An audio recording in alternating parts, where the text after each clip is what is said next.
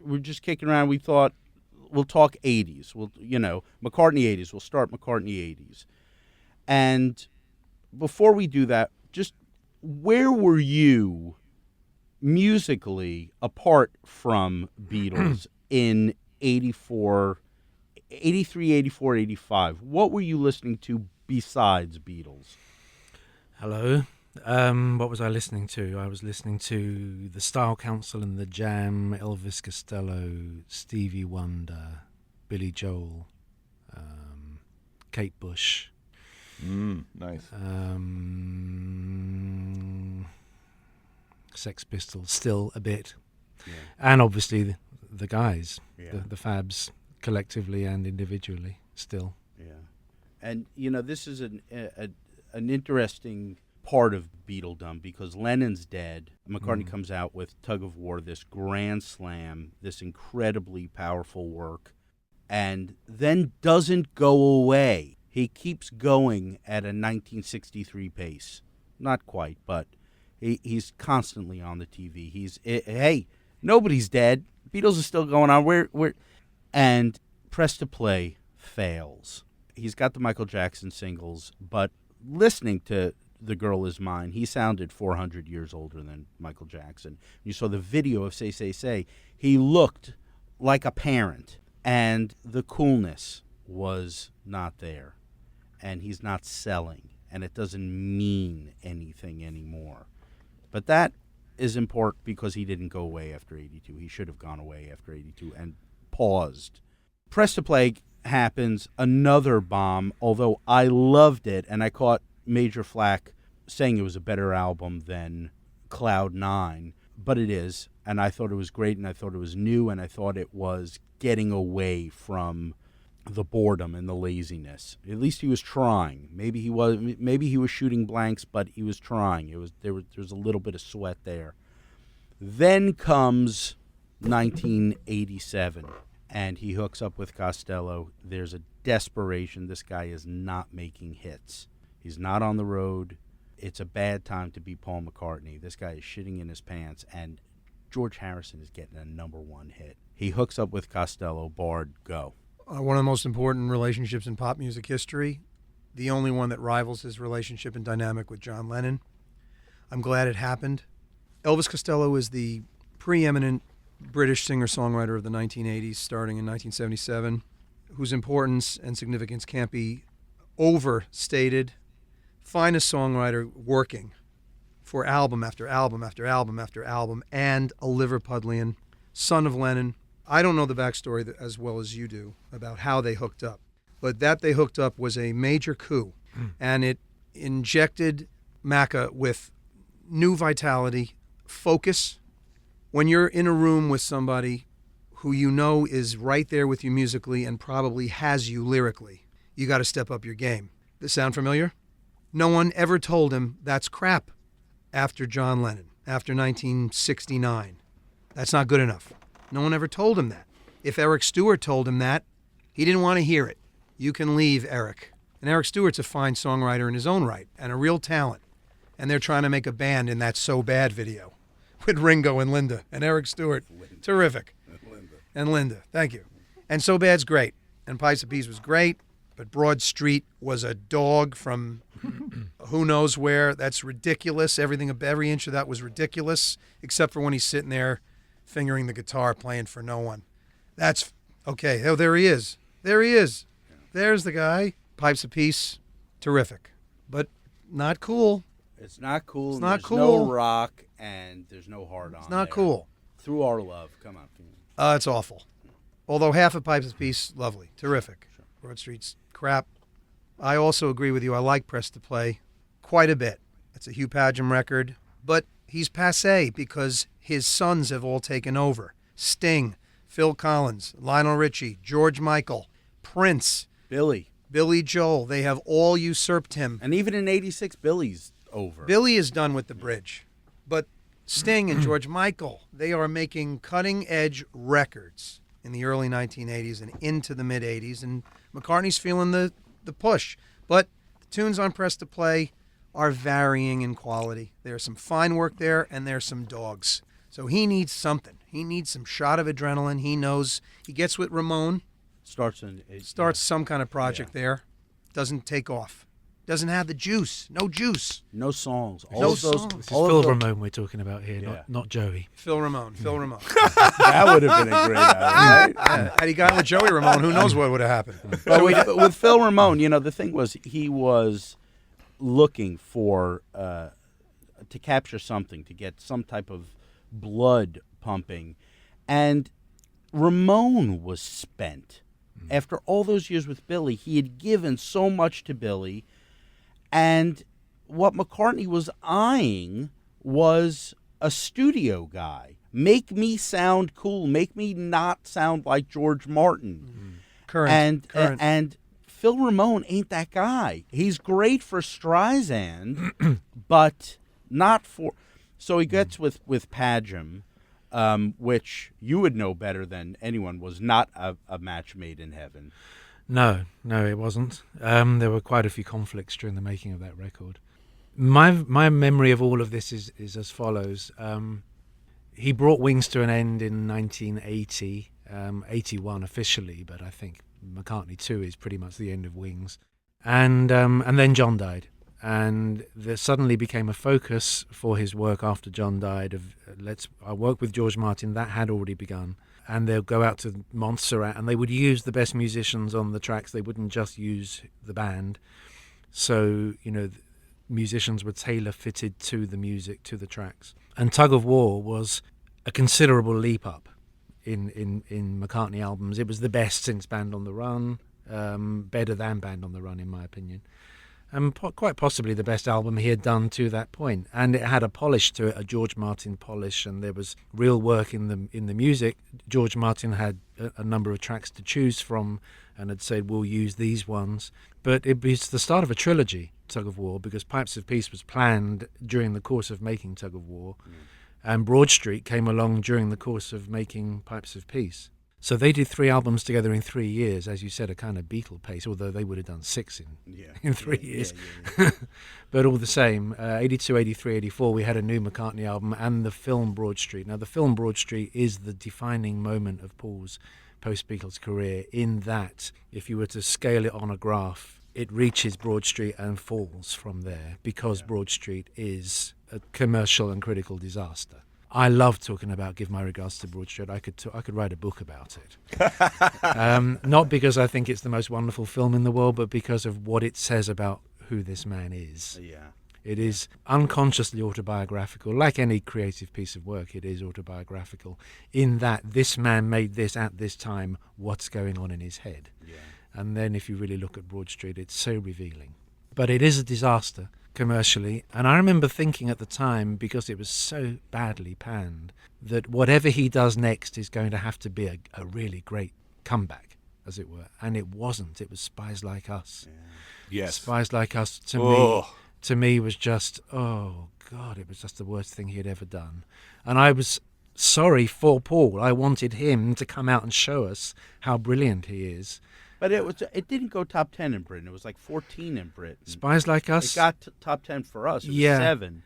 Yeah, for us. I'm not fully au fait with the chart stats from that period. But besides, anyway, the chart stats were being corrupted by that point by strong first week sales, or by the issue of multiple formats whereby any one fan might buy the record 9 times, and you could only buy it in the chart return shop. So it's not actually a barometer I bought anymore. That shit.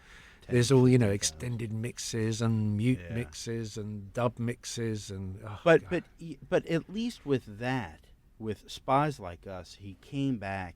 It was rocking. He had the Epiphone. He had gray hair. It was like enough of that, because Broad Street also was just this horrible with that parted, dyed hair and the makeup, all that makeup. There was a lot of artifice about Broad Street. It's a film, so you're going to expect that. But all the same, that period ended with Broad Street, and unfortunately it wasn't a high. Yeah. But then Press to Play, which was an unhappy record because Padgham felt his role as the producer, which obviously is his role as the producer, is to be constructively critical of the music, and Paul did not like it because nobody told him that such and such a track was not very strong. Well, only one person ever could. Only one person ever could, and nobody had. That was 16 years earlier by this point. So post Press to Play, what next? Now, through this period, Paul has not had a manager. He had a number of managers post-Beatles, but they'd never managed him in the way that Brian had ostensibly managed him, which was to give him direction. These guys were kind of business managers, but Stephen Shrimpton, who had been with Paul for several years, ended with Broad Street. He urged Paul not to make Broad Street. Paul went ahead and made it. He wanted to leave. Paul asked him to stay on. He did stay on, but by the time the film came out, he finished. Shrimpton's first job was getting Paul out of jail in Japan, and his last job was overseeing the release of Broad Street, which is an interesting span. Who brought Ogden in? Richard Ogden became the manager for this 5-year period. Yeah, Ogden is crucial to the Costello thing. Yeah. There was a guy in between, a guy called Bob Mercer, who had been at EMI in the UK, Yes. well known to each of the ex-Beatles. John in particular, he was quite close to. And then he joined NPL, but it didn't work out. He wasn't there very long. And Ogden was managing director, which in the UK is the head position, of Polydor Records through the mid-80s. And he was headhunted. I'm not quite sure who recommended him, but he joined NPL about May 1987. And the first thing he said to Paul is, you've got to take a look at where you're at. And I think, you want to make a really, really, really great album here. And I think you might benefit from working with somebody, collaborating. He had with Eric Stewart. It hadn't really worked. Because it was such a subservient role. Yeah, I don't think Eric Stewart was naturally subservient, but it's just when Paul McCartney's in the room, he's the head guy, always. Yeah. I mean, to this day still. But Richard Ogden said, what about Elvis Costello? I can speak to Jake Riviera, who was Elvis's manager, and we might be able to work something out. I think there might be interest there. And Paul allowed him to explore that, and it happened. And the key thing was not only to work with someone, to collaborate with someone, but actually, as Bard said, to someone who was lyrically strong, because Paul's lyrics on Press to Play, for example, Oklahoma was never like this, it was never like this, Oklahoma was never like this. What is that? Yeah. What actually, apart from being the first words that came into your head, what actually is that? Yeah. You're speaking my language. Yeah, and Elvis Costello is obviously a very strong lyricist. And that was going to be the nature of the relationship. It was going to up the game, and it was going to make McCartney's songs lyrically stronger. And so that's how the relationship began. Now, I'm aware we haven't heard from Dave for a while. So I just want to add one quick thing about that, about picking Costello, is that collaboration and putting that collaboration together does not guarantee a hit. No. As far I'm talking like a top 40 hit. I'm saying the album, of course, would be whatever it would be. But Elvis Costello was not a hit maker, and after 1983, it's a whole different game. Now, Dave, you were the dude promoting both Press to Play and Flowers. What was different about the brief you were given to sell Press to Play, which is the first one back on Capitol, as opposed to Flowers? Well, let me tell you a couple of things. One is, being a promotion man, of course, it was my dream once I understood what this job was, that I always wanted to bring a killer #1 record to radio stations. That's what you wanted. And the best of material, records that future people would talk about, that you could be part of. So I'm at Capitol Records, and we get this great big announcement that Paul's back. It's Spies Like Us. It's part of a motion picture soundtrack. We've got a rally. Overnight, I'm overnighting the record. You'll all have many copies by Friday. We're going to have 200 radio stations out of the box, and now we're going to play it. And it just wasn't what I wanted. I wanted Hey Jude to bring to the radio station. Spies Like Us, just woo. Now, with that in mind, my best energies, my best Beatle fandom, I'm working with Paul McCartney. Spies Like Us is the song. Let's get married to it. Let's just live with the song. Meanwhile, we're setting up screenings for this movie. Dan Aykroyd, it's Paul McCartney. So we go to this movie, and we're expecting the lights to go out, and Paul McCartney's new song to come blasting on to get us all in a great mood with a great song that I wasn't hearing, but a great song, and the audience would react to, and somehow Spies Like Us would fit in with a movie called Spies Like Us. But that didn't happen. No. It didn't start the movie. So we've got a room full of people. Everybody's watching the movie Spies Like Us. And the movie ends. And now the credits are going up. And now the song comes on. Yeah. It just didn't light. However, it did go top 10. A lot of wrangling because it was Paul's first record, and he's back at Capitol, and it meant everything to us. What do you mean by wrangling exactly? Giveaways, whatever it would take. If you needed a set of Beatle albums to give away, if Paul needed to call a radio station, those kinds of tools were at our hands. And we were able to get it that strong. And the energy that went out as far as do whatever it takes meant giving away Beatle albums. It meant spending money, spending time, doing these screenings, and focusing your attention on this project at the moment. Okay, so now let's move it forward to Press to Play. Let me just ask you one thing, though, Dave. Sure. Had it not been connected to the movie, if it had just been the lead single from an album, are we talking top 25, top 30 is where it would have gone? Would it have gotten top 15? No. Bart with says the money, no way. I don't think the movie had anything to do with it, but they used it as a tool to because it was Dan Aykroyd who was really hip. Well, the video is what sold the single. That's what got it to 7. I'm in the radio business getting records played, and that was shoving a, square thing through a round hole. Yeah. And, again, you had to make deals that would mean, who do you like? Who's the hottest artist? Bob Seger for us at the time, Billy Squier, Duran Duran, certainly. Squier, that's Lewison's guy. Yeah. So if you needed, the new Duran Duran record or to be part of the promotion for the tour, Paul McCartney had to come along. This was what you killed for. Let's just use the word. We killed for Paul. So regardless of what tools we had, even if he didn't have a new picture of himself or a video at radio, that's as far as we could take it, and we weren't going to stop. Then the Press to Play comes out, and we touched on this a little bit, but here's Paul now coming to America. It was such a big event that the listen-in party we had in the lobby of Radio City Music Hall for Paul was on the front page of the Daily News the next day. That's how big Paul still was and still beloved in New York City. The very front page for an event that wasn't open to the public. It wasn't a concert. He wasn't giving money away. It was Paul McCartney's in New York, and it's on the front page. It was huge. And we invited all the radio people, and it's funny because CDs were brand new then. And Paul brought Little Richard's Greatest Hits. And he said, hey, man, who's in charge of the music? Because I brought it. And he brought the Little Richard CD. And I mentioned that because I loved it. And at the end of the day, he handed it to me and said, you could have this. I said, thanks. It was that cool. But in his day, just to bring up all the Beatle fans and people listening to our show, this was my first introduction to meet Paul. And there were many people in the room, maybe 200 people. And they were all standing at the front of Radio City Music Hall waiting for Paul to arrive. There was flash bulbs, cameras, press people, all the people that just couldn't wait another second. I got to be first. But Paul came in another way. And I was standing with Bhaskar Menon, the worldwide chairman of the company, and Don Zimmerman, the president of Capitol Records in the U.S., and they knew Paul. So Paul jumped in and said hello, and then I'm standing there, and there's no chance to say, what am I going to say when I meet Paul McCartney? Because he's just jumped us. And this is when Bhaskar and Zimmerman and him, to me, being an outsider at this moment, I saw what a true relationship they had.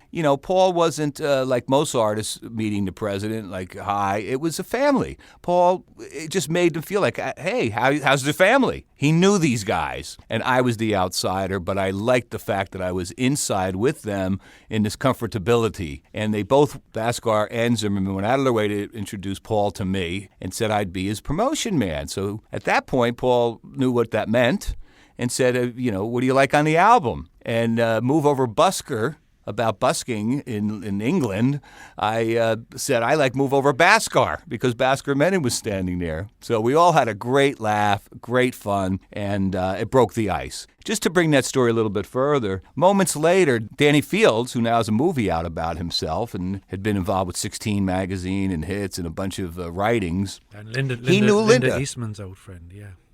Yes, and I've got a bunch of letters for Danny and Linda, which I'll talk about later or show you when you come to town. So Danny I knew very, very well, and Linda came over, and she said to us, "Hey, anybody got anything to smoke?" And I said, "Yeah, I do." And she goes, "Great, let's go upstairs." So me and Linda and Danny Fields went upstairs, Radio City Music Hall. And by the way, I was a fan, so I brought a Instamatic camera. I didn't want to wait for the photographer to develop the film. So I've got some nice color Polaroids of us upstairs at Radio City, Linda and Danny and I. So anyway, we're smoking this joint, and Linda goes, "Oh, this is an incredible theater. Boy, do I have such wonderful, wonderful memories.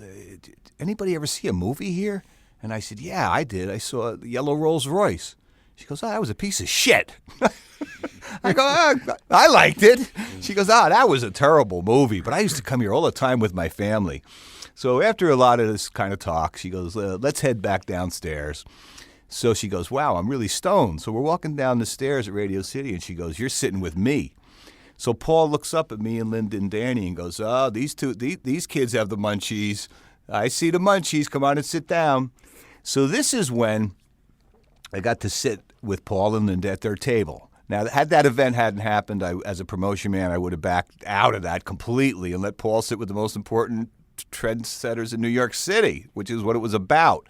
But being there, and I had met him, Paul said, "So, Dave, what's going on with Capitol? And, bring me up to speed." So it was really a blast. I got to know him. As moments passed on, believe it or not, I'll just stick with the stoner side of this for 30 more seconds. Linda said, "Hey, we got to get some pot. We're going out to the island." And, that pot was good. So I hooked them up with the dial-a-weed guy. The guy, you call him, you say, "What's on the menu?" The guy comes on the bicycle. We met him outside of Radio City. We got a bag of weed, and Paul and Linda were happy campers. And I don't want to hog this, but I'll move on for a moment to the next record.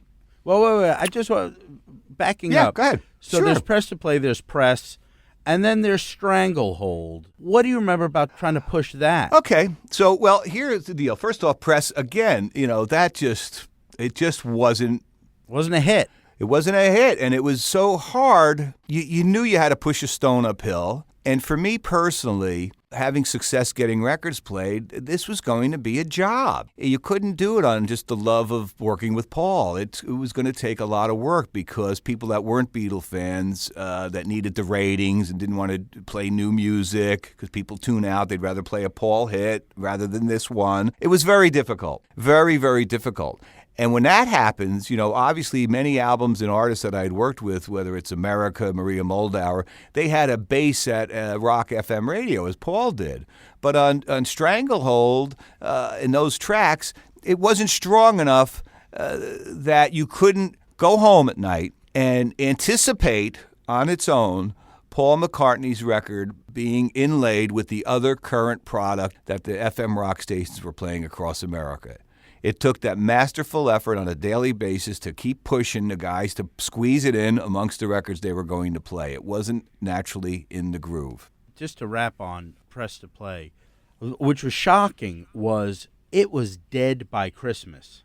I know he did Only Love Remains for the Queen and all that, He did, but it was yes. dead by Christmas. That's another subject. There was no carryover to 87. There's No. nothing. It didn't sustain at all. And I was wondering, Dave, because you were working with Capitol, and Capitol obviously wanted to have the best possible success with Paul, but also what pressure there was from Paul for you to deliver that success. Because my experience is always a British experience, and I know that EMI in the UK they had to pull out every stop always with Paul, and no matter how hard they worked, if it didn't become hugely successful, he would criticize them and say it was their fault. So did you experience that as well? I did.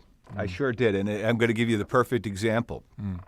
This was really, I still get chills when I talk about this one, but when Paul announced his tour, and he was coming to tour America behind the next album, which hadn't been a hit at all. And at the moment Paul announced this tour, and at the moment I wanted to bring this name into it, Ron Weisner was a guy who was Paul's, what they call the manager here in America, that we were working with on his tour. So he was the spokesman for Paul in America.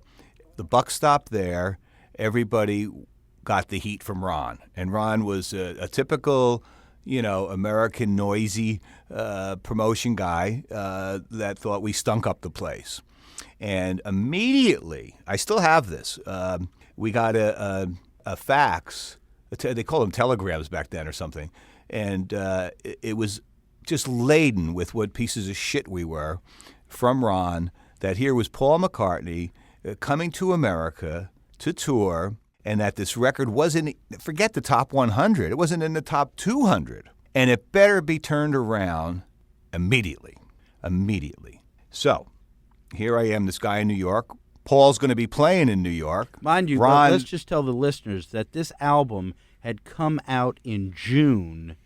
He launches the tour at the end of November, okay? And this is not a hit album. It's not like he's riding the fourth hit single off this album. This is Flowers we're talking about. Flowers. Yeah. End of September the tour began, didn't it, in Europe? In Europe, but in America, Yeah. he didn't get here till the end of November. Right. Yeah. No way we could sustain this. We had nothing going on, and we were getting the shit kicked out of us, and Paul was coming. So what happens next? My phone rings, and it's Joe Smith, the president of Capitol Records. And he says, Dave, Joe. And I had worked with Joe Smith at Warner Brothers previous to my career. I knew him really well. And I immediately didn't feel good. I thought to myself, now Joe Smith's involved. I'm the Billy Goat. I'm the guy in New York. I got the toughest market with the tightest playlist. I got Paul McCartney, who I love, coming to town with a record I can't get played. I mean, my head hurts. It hurts. Yes, Joe, it's me. What's up? Dave, I'm going to speak, and then I'm going to hang up the phone. And we didn't have this conversation. I said, okay. I knew I was going to get my head kicked in for Paul McCartney, and I better come up with something magical. And he said the following words to me. He said, Dave, I wrote a book. I got 200 interviews in it. It's all the big ones, Dylan, McCartney, everybody. I said, uh-huh.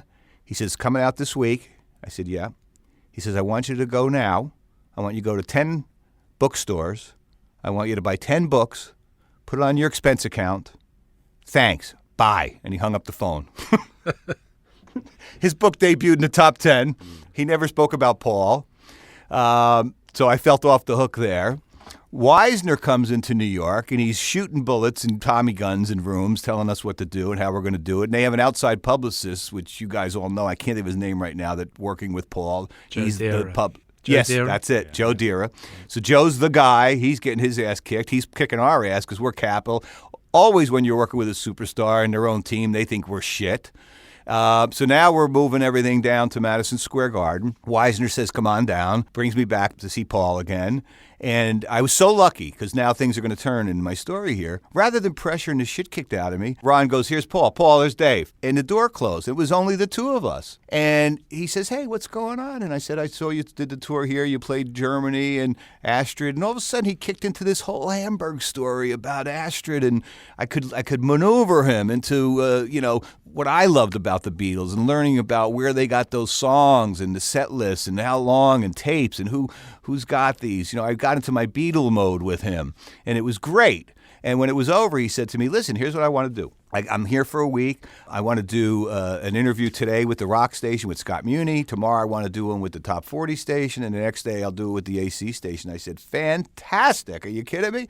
I can't wait to get the gang over here, especially since you know them all. And as a matter of fact, when Scott Muni and Danny Neer came over, the tapes were running. And as they were doing the test, I was talking to Paul about some rare stuff. And I still got to get that tape off Danny. But anyway, amongst this, and then Paul had front row tickets for each night. And he said, I want you give the front row tickets to this guy the first night, this guy the second night. And then he gave me a pair. And he goes, I'm going to be watching for you. You better be there. I said, yeah. So Ron Wisner, 3 days into this tour in New York, has a heart attack.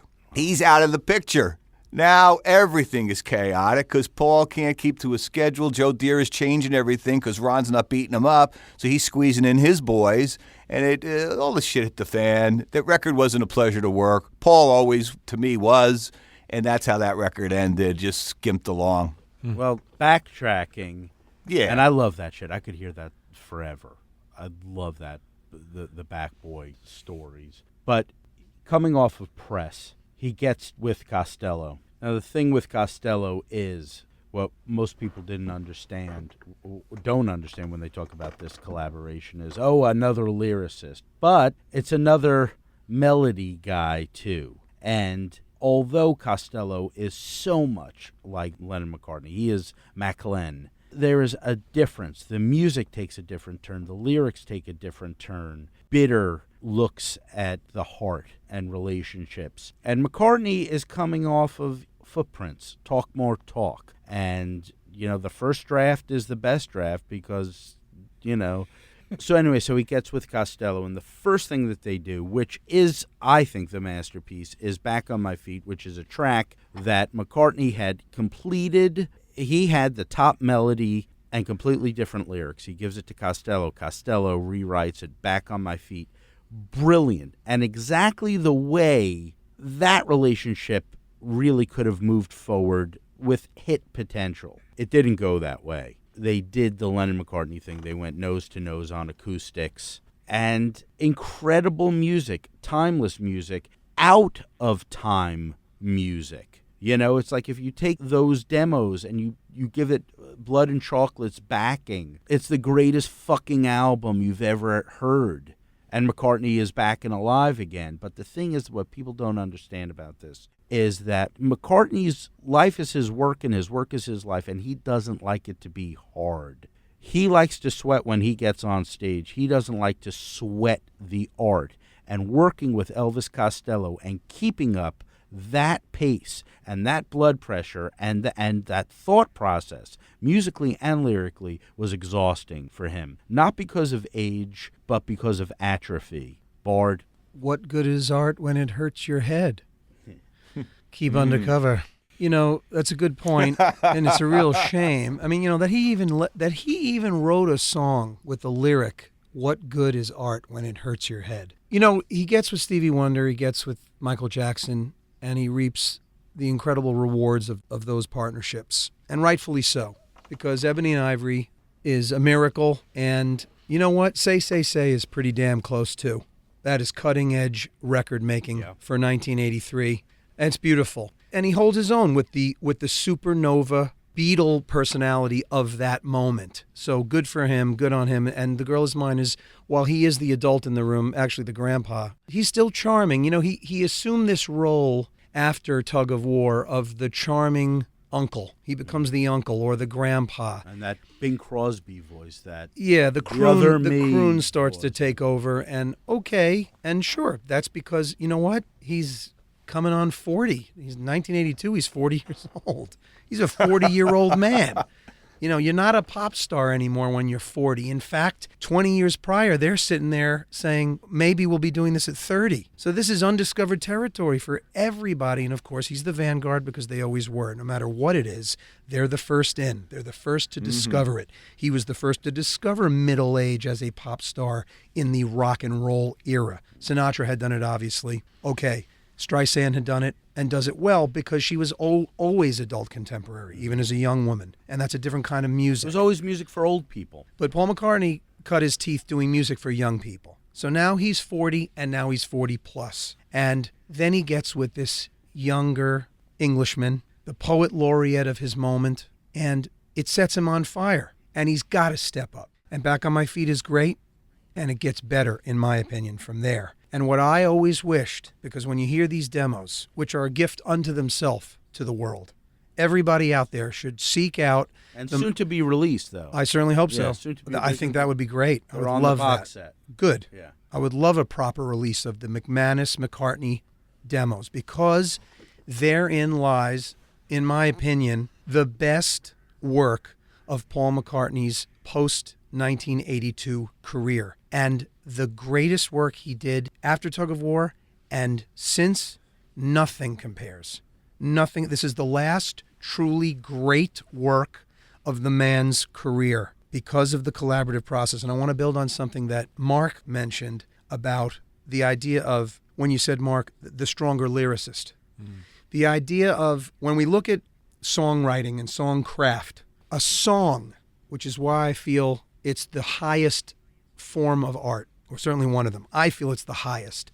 The song is a marriage of music and lyric. You want to make music? Go make music. You want to write scores, you want to write instrumental music, classical music, you want to do whatever you want to do, that's fine. When you want to write a song that means something to the world and can enter the cultural landscape and transcend its moment, define its moment and transcend its moment, the way the Beatles did 158 times, at least. The lyric has to be right there with the music. Now, McCartney, as we all know, is a musical genius, unrivaled by maybe, in his field by maybe everybody. Unrivaled, except for, you can, insert your 3 or 4 names. For me, it's Stevie Wonder and a few others who get there musically the way this guy gets there. His musical ability through his 40s was unquestionable.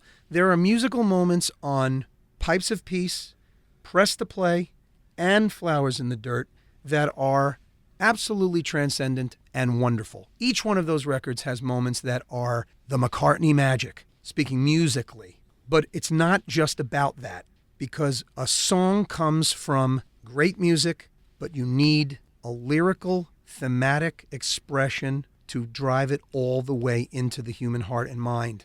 So the power of what an Elvis Costello brings to the table is thematic content that means something, even if it means nothing. And Lennon was the king of this. Lennon wrote stuff that meant absolutely nothing, but it means everything. Mm-hmm. That's poetry, folks. And he did that time and time and time again. McCartney did it all the time in the Beatles, mainly, I think, because of the power of his partner. What can I do to turn John on? What can I do to get John off? I got to come in with a song that John's going to like. I come in with a verse that's not good enough. I know he's going to say, well, that's crap. Go and make it better, or I'll take it from here. Without Lennon, that fades away rather quickly. And by the end of the 70s, it's all but gone, and he's operating just on that musical genius and charm. And the clever turn of a phrase in With a Little Luck. We can send it rocketing skyward. Beautiful. But by Oklahoma, that's crap. Yeah. That is nonsense that doesn't mean anything. So you lose. And Dave Morrell can't make it a hit. Sorry, Paul. No matter what we do, no matter how many box sets of the Beatles vinyl we give away, nobody gives a shit because press isn't good enough. And then you look around at the cultural landscape. You look at Prince. I've said this to you many times. The work that Prince is doing in 1986 at the same exact time that Paul McCartney is releasing Press, I mean, it's comical. Is absolutely comical. When you take a look, listen to Kiss by Prince and compare it to Press by Paul McCartney. Well, I mean, let me just say that on My Brave Face, Elvis Costello wasn't having hits at top 40, so his name didn't give. It wasn't interesting to top 40 programmers that they were getting on board. It wasn't Stevie Wonder, it wasn't Michael Jackson. And the FM guys, it wasn't edgy enough. If had Paul done My Brave Face like Helter Skelter, perhaps. So that was a failure for us airplay-wise. And then what's so interesting to me was that video. Yeah. If you remember that video with that Japanese Beatle collector, he had Paul's guitar. They showed moving color footage nobody had ever seen. So you'd think that even though it wasn't talked about a lot, but it was so cool that all the Beatle fans would get behind it. The imagery behind the song would help bring it to MTV, where Paul still was a figure there, and Elvis Costello certainly was a figure there. And we certainly had a wonderful video to present to the world. And radio looks to MTV to see what's the top of their playlists. And MTV looks to radio to see what they're banging that they're not playing. And it didn't work. MTV just never rapped on it. I want to tell you why it didn't work, because at the time, it smells of desperation, and no one likes that. That turn comes with My Brave Face, which I happen to think, Dave, is a brilliant song and an incredible record. But was also brilliant when Difford and Tilbrook wrote it as Black Coffee in Bed. As Black Coffee in Bed, sure. But, right? But My Brave Face is a step up, and that is a quality piece of pop songwriting every way. But it is a steal. The video is Paul saying, hey, I was a Beatle. Buy my record, please. And that's why it failed in America. I remember watching it on MTV and thinking, wow, he's really going hard with that Hofner. Oh, okay, so now it's a nostalgia trip. which is a shame because the material he composed with Elvis Costello, those 12 to 14 songs, if it had only been like you're saying, you just said, like if you back it up with, but you can't because he's Paul McCartney. And like Mark said, when Paul McCartney's in the room, he's number one, and that's that. So he can't get in a studio And there's with also the attractions. you had said something very smart once about that if that had happened, they would have said you're following the Wilburys. Yes. You know what? Hey, the hits are over, folks. You go 5 years without a hit. Your last hit is Spies Like Us, which is a piece of crap. Okay? The hits are over. You're over 40. By the time he releases My Brave Face, he's 46, 47 years old. Yeah. There aren't any hits anymore. So it's time to make great records. Great art. And great art. I think he thought that My Brave Face was going to be a number one. I think he thought so too. Because it seemed to have all the ingredients that a good strong radio song would have. And actually, I was working for Paul at this point. I began working for him in 1987 with the theory that, well, more than a theory, it was actually a contract. Yeah, that I was going to help him write his autobiography. So he was in a reflective mood at that point. Excellent. And I came on board as his assistant, whatever that might mean, researcher or interviewer or even ghostwriter. It wasn't exactly defined. But it meant that I hung out with him a fair bit in that period of time and for the next years to follow.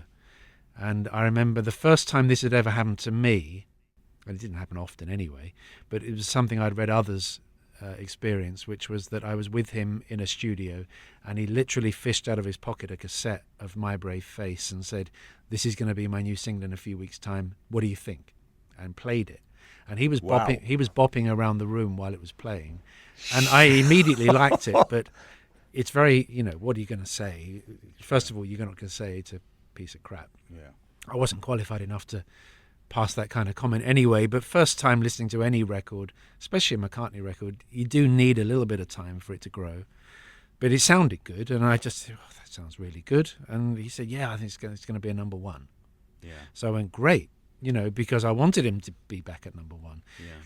My experience is always the British experience, and because that's where he lives, he was more informed by the temperature, the pulse, if you like, in Britain than he was in America. And he hadn't had a number one in the UK since Pipes of Peace. He pushed Say, Say, Say to be a number one, and it didn't make it. Did we all stand together and make number one? No, it didn't. No, but It it was did top get five. it did get high. Yeah. I think it was a 3. It did get high. That was a well-liked record in the UK, even though also people took the mickey out of it. Ebony and Ivory, by the way, which was a number one in the UK, and therefore that means by definition it sold a lot of copies, was also laughed at a lot. Yeah. It's a bit of a figure of a record of ridicule, Ebony and Ivory, to this day still. And for Pipes those who of remember. Peace wasn't? No, not really. The video was a bit hammy, people thought, but the combination of the two got it to number one. Yeah. So, but Broad Street was a huge come down for Paul in the UK, and Spies Like Us didn't resurrect it. And by the time of Press to Play, his singles just were not cracking it at all. Yeah. Press and Only Love Remains, which he Yeah. even went on the Royal Variety Show as a last-minute addition just to plug a record, which I thought was really something I wish he hadn't done. Yeah. And it didn't work anyway. So And he remixed all of those singles. Oh, yes. All of the singles were Countless. remixed. Pretty Little Head. I think there were 9 variations of Pretty Little Head. And just to try and Angry get some Got action. Horns, everything. And Yeah. it was like, God, stop already. Yeah, but the thing is, it's so easy to look at these artists purely through record releases, and that's the default action that we all have. We talk about the Flowers in the Dirt period and the Ram period and the Band on the Run period and so on, but what it really is a man's life.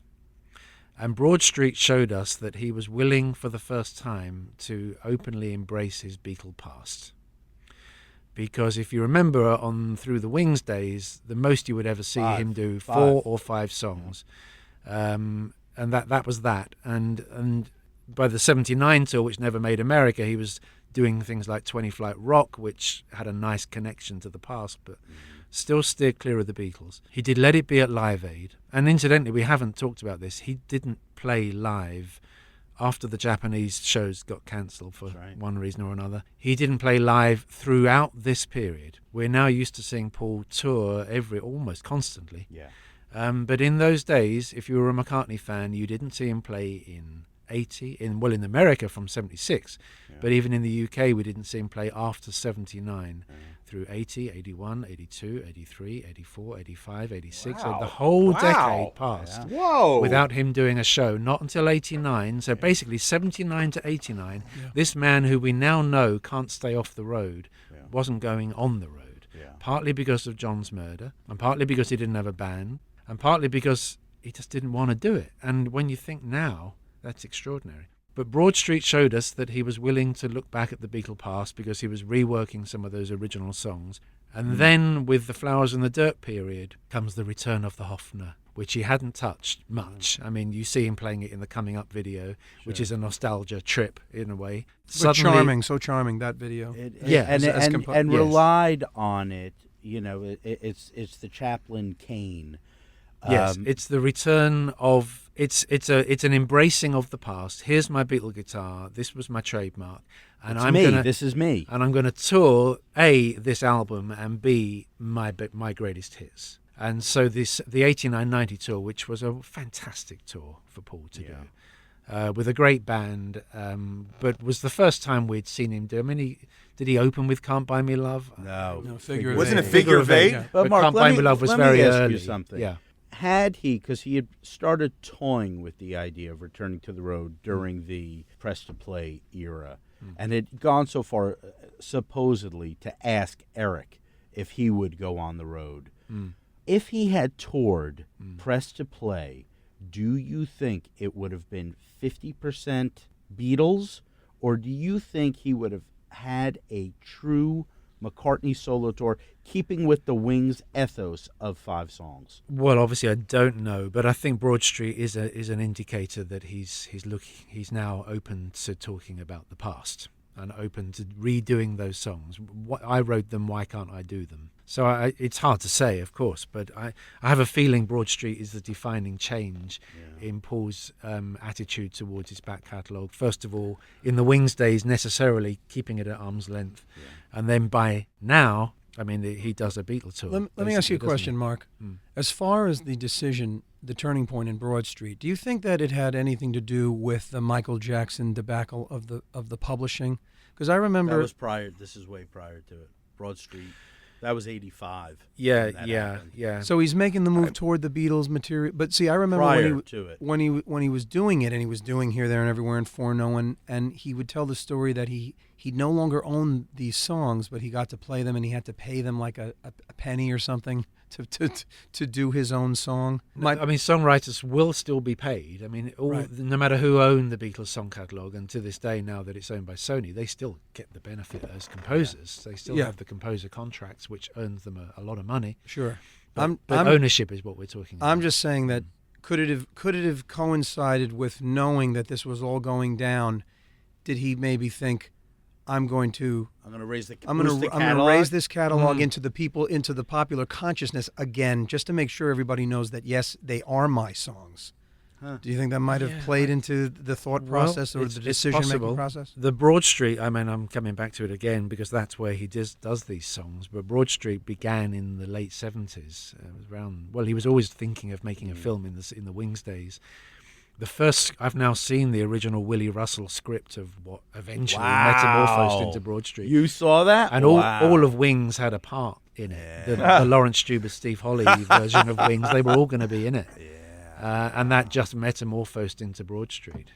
You know, the thing about Broad Street that is most important, because we talk about how it sucks and it's this and, you know, and it does have not such a bad boy and no values. Let's just put that out there. But, you know, McCartney was never an easy interview prior to that. Prior to Lennon, 82, he started warming up and everything, and it changed. The question changed from, will the Beatles get back together, into, did you and John love each other? That's what the Broad Street press junkets solidified. It solidified we loved each other.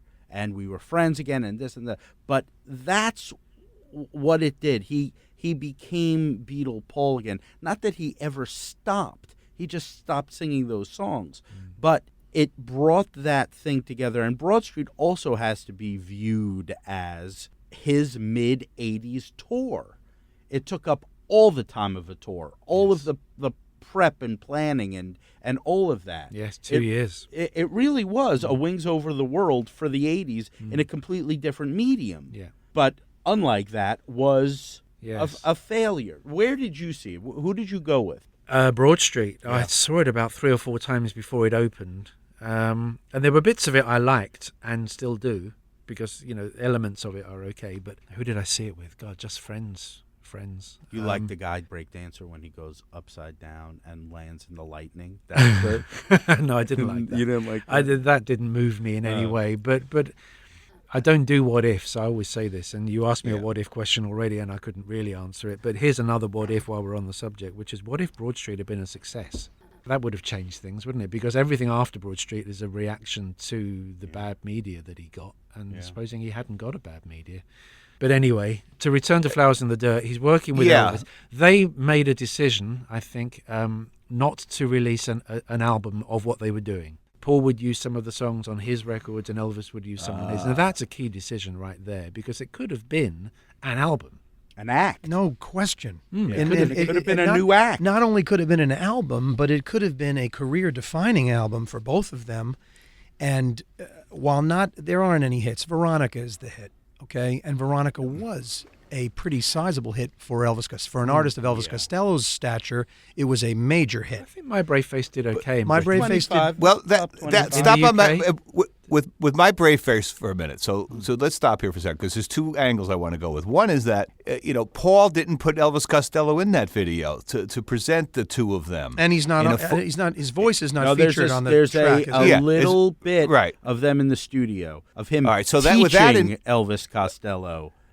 So with that in mind, now I wanted to know if Mark had, if Paul suggested the video of using the rare Beatle material, or Mark, having been a fan, said let's do it this way, Paul, or what made him pull out all of that Beatle memorabilia and think that would work for that song? What was that like? I wasn't that close on that kind of level to know the answer. I see. But I do know on a more general answer that anything Paul does is one of 2 things. Either it's an idea he's had that he's pushing through, quite possibly in the face of quiet opposition from the people he's collaborating with, who won't necessarily be openly against it to his face, or it's somebody else's idea that he's said, yep, that's the one we'll do.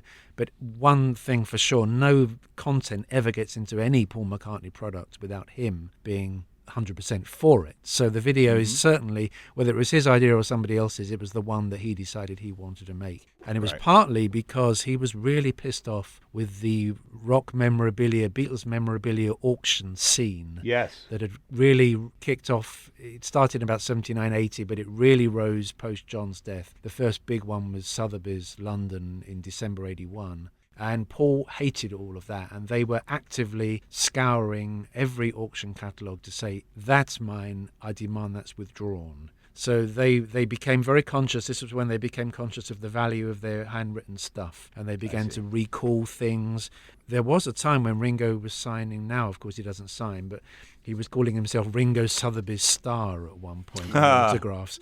This was something that annoyed them immensely, and the video is a dig at that scene about people who collect their stuff and think that they got a piece of them. That was what fit into that, which probably means that the whole thing was Paul's idea. Well, because Capitol used to send me to Sotheby's and Christie's in New York, and they'd sell like original Beatle watches, and they had the apple on it. Yeah, that was quite a scene. We'll go deeper on that when we get together one day. I'd like to talk to you more about that. Dave, I wanted to ask you, what was your role in pushing this one, which was the second single? It was past due. It came Yeah. too late to try to August. get the lawnmower started again. But I remember, it's funny you mentioned that single because it was a picture cover that only half of it was like a colored drawing, like something you'd see on a George Harrison record, and the other half was white. And just a quick sidecar, but when I'm sitting with him backstage, he said, how you doing? I said, my wife had a little boy since I saw you last time. He goes, really? You got a picture of him? I said, yeah. And I took it out and he held it in his hand and he looked at him. He said, what's his name? I said, Ian. He said, lovely. And he got up and went to this trunk and opened it up and pulled out this one with that picture cover. And I hadn't seen it. And he comes over and he took out a pen and he put 2 Ian, and then he did this drawing, and he looked me right in the eyes and he goes, this is for him. You won't get this. This is just for him. He'll get this. He drew a drawing and he said, love Paul McCartney, and he handed it to me. And that's when I realized this song and this vibe, it was something. And I went back to Capitol and said, what's going on with this one? And that's when they,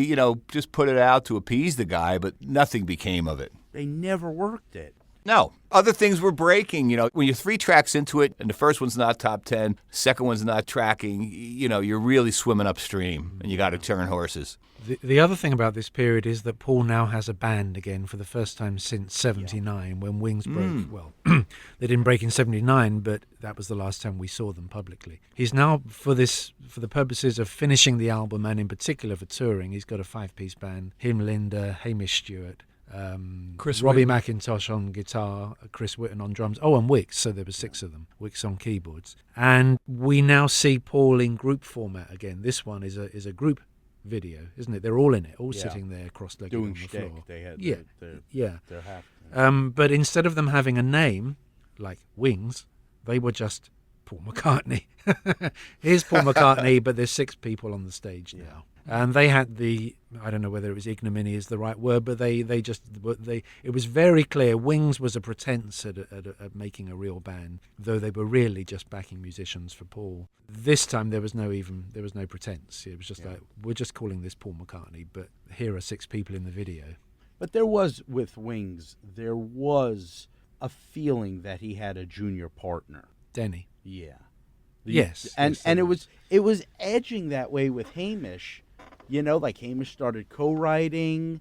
They did one song, did they? 2. Paul and One Ed? didn't come out. Right, but I remember, I was quite close to those guys because this was the period when, as I said, I was working for them, and if I went to a gig and I'd be backstage, Paul and Linda would be in their dressing room, which I once gained access to, but otherwise I hung out with Hamish and Robbie and Wicks and Blair. Did they Blair. think it was a gig for life? No, I'm sure they knew it wasn't, and it wasn't all harmony behind the scenes because it rarely is with superstars. But I think they were riding it, and they also knew that it hadn't always been a wonderful legacy for the previous musicians. Yeah. It's not necessarily the career step up that you might think it is if you work with Paul. Might be a stigma. Yeah, you get branded Oftentimes. as. I recently asked Lawrence Juba and Steve Holley whether they would be in Wings again if they had the opportunity to make that decision, and they both said yes, but they were conscious of the audience. It was at a Beatles convention. Yeah. But I think there must be times when it gets in the way. You're forever known as Paul McCartney's ex-guitarist. I think Rusty Anderson will use it for the rest of his life with joy. Right. Different context now. It's a full different context. I want to speak quickly build on what Mark is talking about, the idea of the band. Let's put it out there for real. And from my perspective, it seems like Paul McCartney has only ever been in one band. He's only ever been in one band. Quarrymen. The Quarrymen, as coined by his by his idol and the senior of 18 months, John Lennon. That's the band he was in. And after that, you're too big to be in a band. So you get a bunch of guys and your wife is there and it's fine. But let's circle around back to the idea of the trump card in 1987-88 where his ex-band member trumps him by doing just that, getting into a band. Because George Harrison was able to do that where Paul McCartney was not able to do that. And I think it's to Paul McCartney's detriment, artistically speaking, and to George Harrison's great credit. And that's why, from what I can tell, the last truly great album made by any Beatle is the Traveling Wilburys album, Volume 1. Yeah. And the reason is what we're talking about. Now, if you're Paul McCartney, maybe you can't be in a band because you're Paul McCartney and the only guy you ever deferred to has been tragically dead for years. And and we've talked about this on, and I'll always say this, he would have gotten back in a band with that guy at the drop of a hat. Hey, let's do it again, John. You say when and where, and I'll be there. But if it's not John Lennon, he's not, he's going to work with Denny Lane. I mean, John Lennon, Denny Lane, come on. There's only one John Lennon, okay. But George Harrison figured out a way to do it, and a real viable artistic way to do it, where he became part of a collective. And I'll always go on and on and on about a collective, the idea of the creative collective, because it's the most beautiful thing in music and in art. When great people work together, they find a way to work together where they subsume their ego or their consciousness in such a way where they can still shine, but they're part of something bigger than them. Then you touch Beatles. Duh, Beatles is the ultimate example of this, and then it filters down into all these great people. Crosby, Stills, and Nash, Fleetwood Mac, but the it Eagles. also comes down to why you're doing it. And George Harrison did it for the love of it, for the kick. Exactly. Paul McCartney getting together with Elvis Costello was not... It was a career move. It was not for you and me. It was not for Mark Lewison's going to love this song. Although the results were that very thing. Sure, but that wasn't the intent. The intent was a life raft, and this is a Hail Mary pass. Maybe I can get relevant. George Harrison, I'm putting I'm not quite so sure on that. I think that if you're Paul McCartney in 1987 and there's an opportunity to work with Costello, the first thing you do is you suck it and see. So you have a little go at it. Like Back on My Feet was the first, I think. And yeah, it might be something here. Let's see where it goes. I'm not sure that it's a life raft. It's just it's an opportunity to explore something creatively, and we'll see where it goes. It's also to get relevant. Oh, I don't. Well, that's dependent on Paul thinking that he was no longer relevant, and I don't think he ever thought that. Well, yes and no, Mark, because your comment, very telling, brilliant to hear that he actually slipped you a cassette, played and premiered My Brave Face for you in person, jumping around the studio, trying to charm you in the way he does. Yes. Wants your opinion, and the first thing out of his mouth, I think it's going to be number one. Yeah. So, yeah, he wants to be number one to this day. Of course he does. He wants hits. But maybe does that equal the word relevant? Is that the same thing? Yeah, he's on the charts. You know what I'm saying? There was nothing. But I don't think he felt that it was only through getting together with Elvis that he might re-achieve it. No, but who else could he go to? George Michael? George Michael is Michael. The only one. Sting.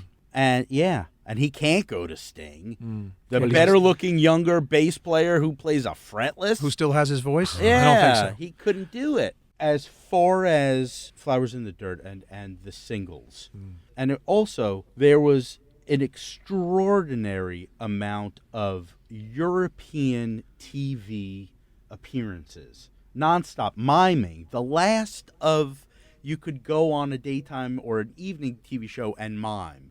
It was the last of it. That cycle you didn't, because next thing was Mariah Carey, and she ain't lip syncing. What do you remember about these singles, about this one? Did you feel that the album came out, first single, and then we're done? Did you feel that these singles had, like, We Got Married, did you feel that these had any life to them? Yeah, I remember it being a strong period for Paul, because we hadn't had an album. We had All the Best, right? That was the hits compilation in 1987. Back on My Feet was the B-side of Once Upon a Long Ago, which I don't think even came out in America, as I recall it.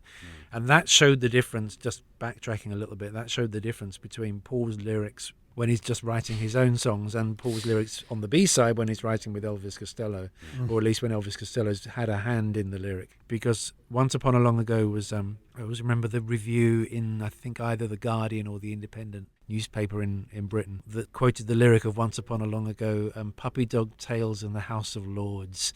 Tell me, darling, what does it mean? And the review said, I don't know, darling, what does it mean? And the B-side is this incredibly literate, verbose, more lyrics in Back on My Feet than any other song of Paul's ever, I would say. And I thought that worked so well because of the meter, of McCartney's meter with the Costello stuff, as brilliant as it is. And he tells this great story of him doing the demo, playing the piano, the demo of Lovers That Never Were. And he's like, holy shit, he's being him. He's back. It's him. Don't fuck up, Elvis, you know? And And Yeah. what is that all about? Yes. Because we've heard that. And a tremendous song, The Lovers That Never Were, one of the highlights of that collection. The highlight. And the vocal coming out of this man, this 47-year-old, this 46-year-old man. It's like, wait a minute. It's the guy. Yeah. Wait a minute. Come on. It's there. It's the thing that this has been gone for years. Why? Why don't you sing like And this him- all and the him singing time? him singing the harmony on My Brave Face on that demo. Paul had full vocal facility still at that time. I mean, I haven't exactly analysed when it began to deteriorate, but sometime after, in the new millennium, it started to go. Yeah. But certainly in 1989-90, when he toured, he was in great voice. He could sing melodies. The screaming was a little off, but that's smoking and that's dope. It burns your chords. But he could sing beautifully. Now, I mean, like he could sing "Let It Be" beautifully. He could sing "Fool on the Hill." He could sing melodies. Yes. All the singing on the Flowers album is exceptionally good. Yeah. It's And we were really talking well done. before, a beautifully mixed album and a cornucopia of sound. Like there's just a lot. I don't like a lot of the spaceship landing intros. That's very dated and not needed. Like Figure of Eight. Yeah, That's and one. followed by This this one with another Yes. spaceship landing on Love. But what he did there was it was a full, rich sound, and which isn't really the case of the past album. Press to Play is a really nice sounding record. It is, but it's a very same sounding It's album. that pageant sound. It's a isn't very it? same- It's that Phil yeah. Collins Yes. Sting sound. Yeah.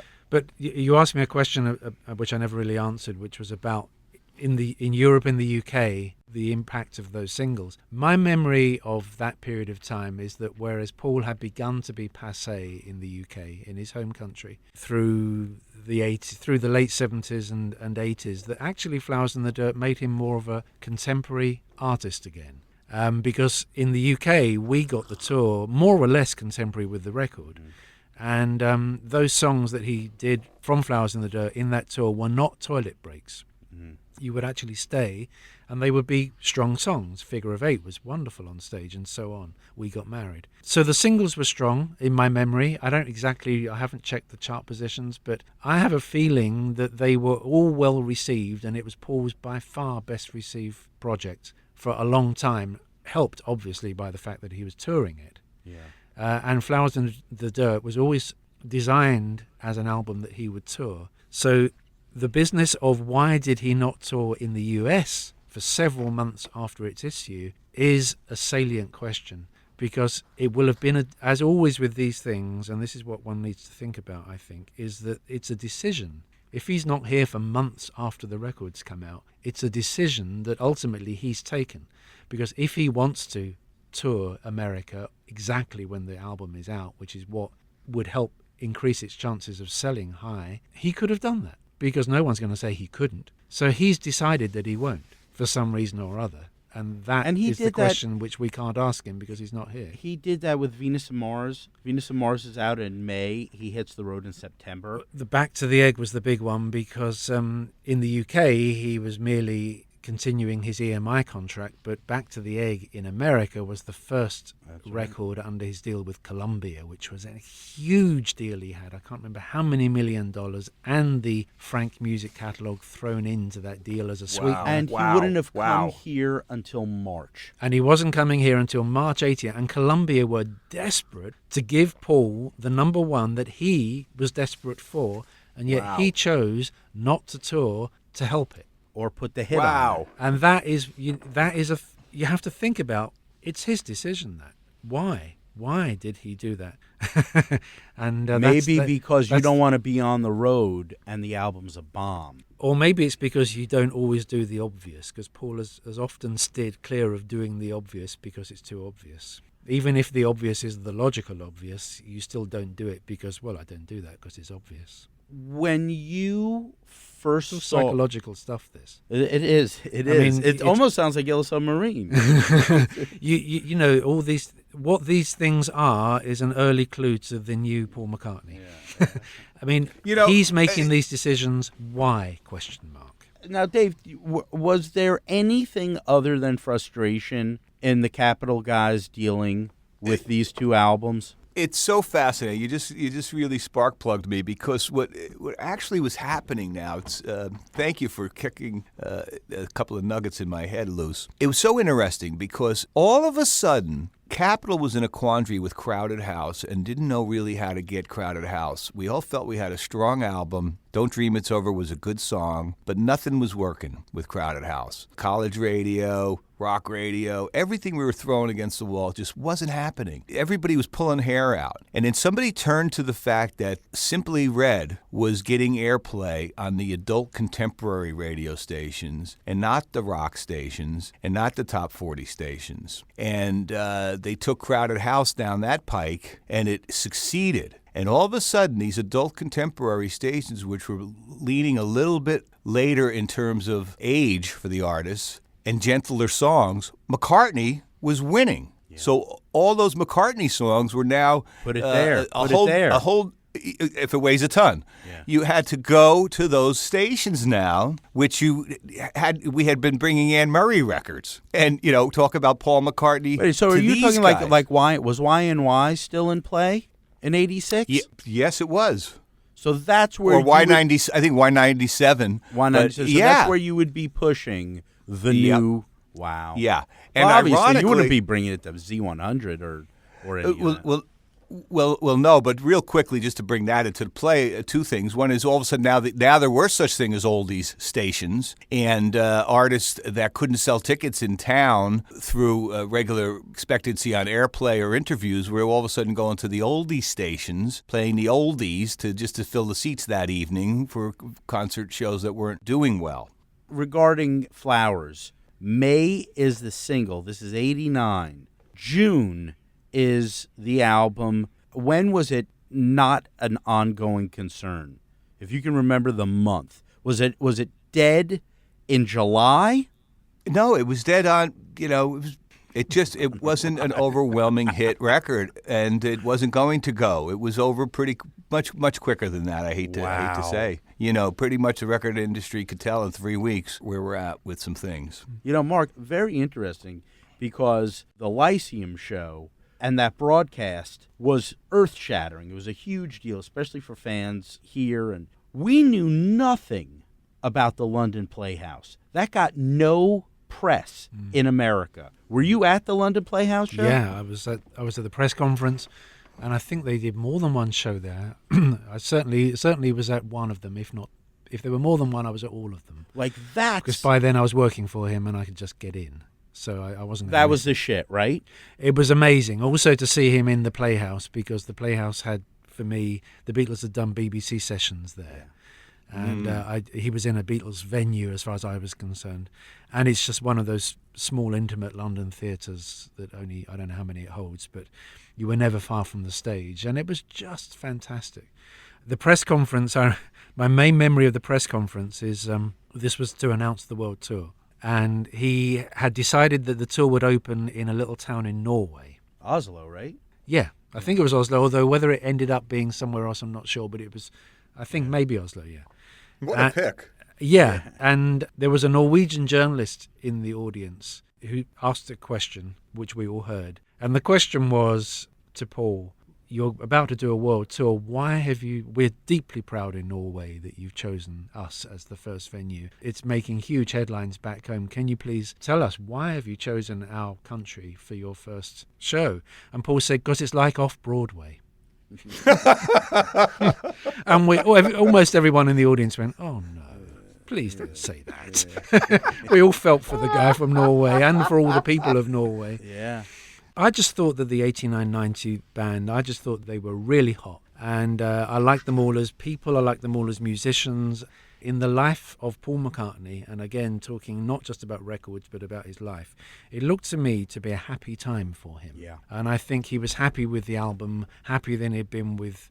I think he always knew when he had a particularly strong product, And I think it was evident in everything he said and did that he knew this was his best work since Tug of War, and that Tug of War was his best work since Band on the Run, and the Band on the Run was probably his best work since the Beatles. So But, in his mind, nice. this was like one of his 3 or 4 biggest albums since the Beatles. And you think that he had the way that you forget the pains, one forgets the pains of childbirth, that the fact that this album was more piecemeal from different sessions, eras, producers than any other.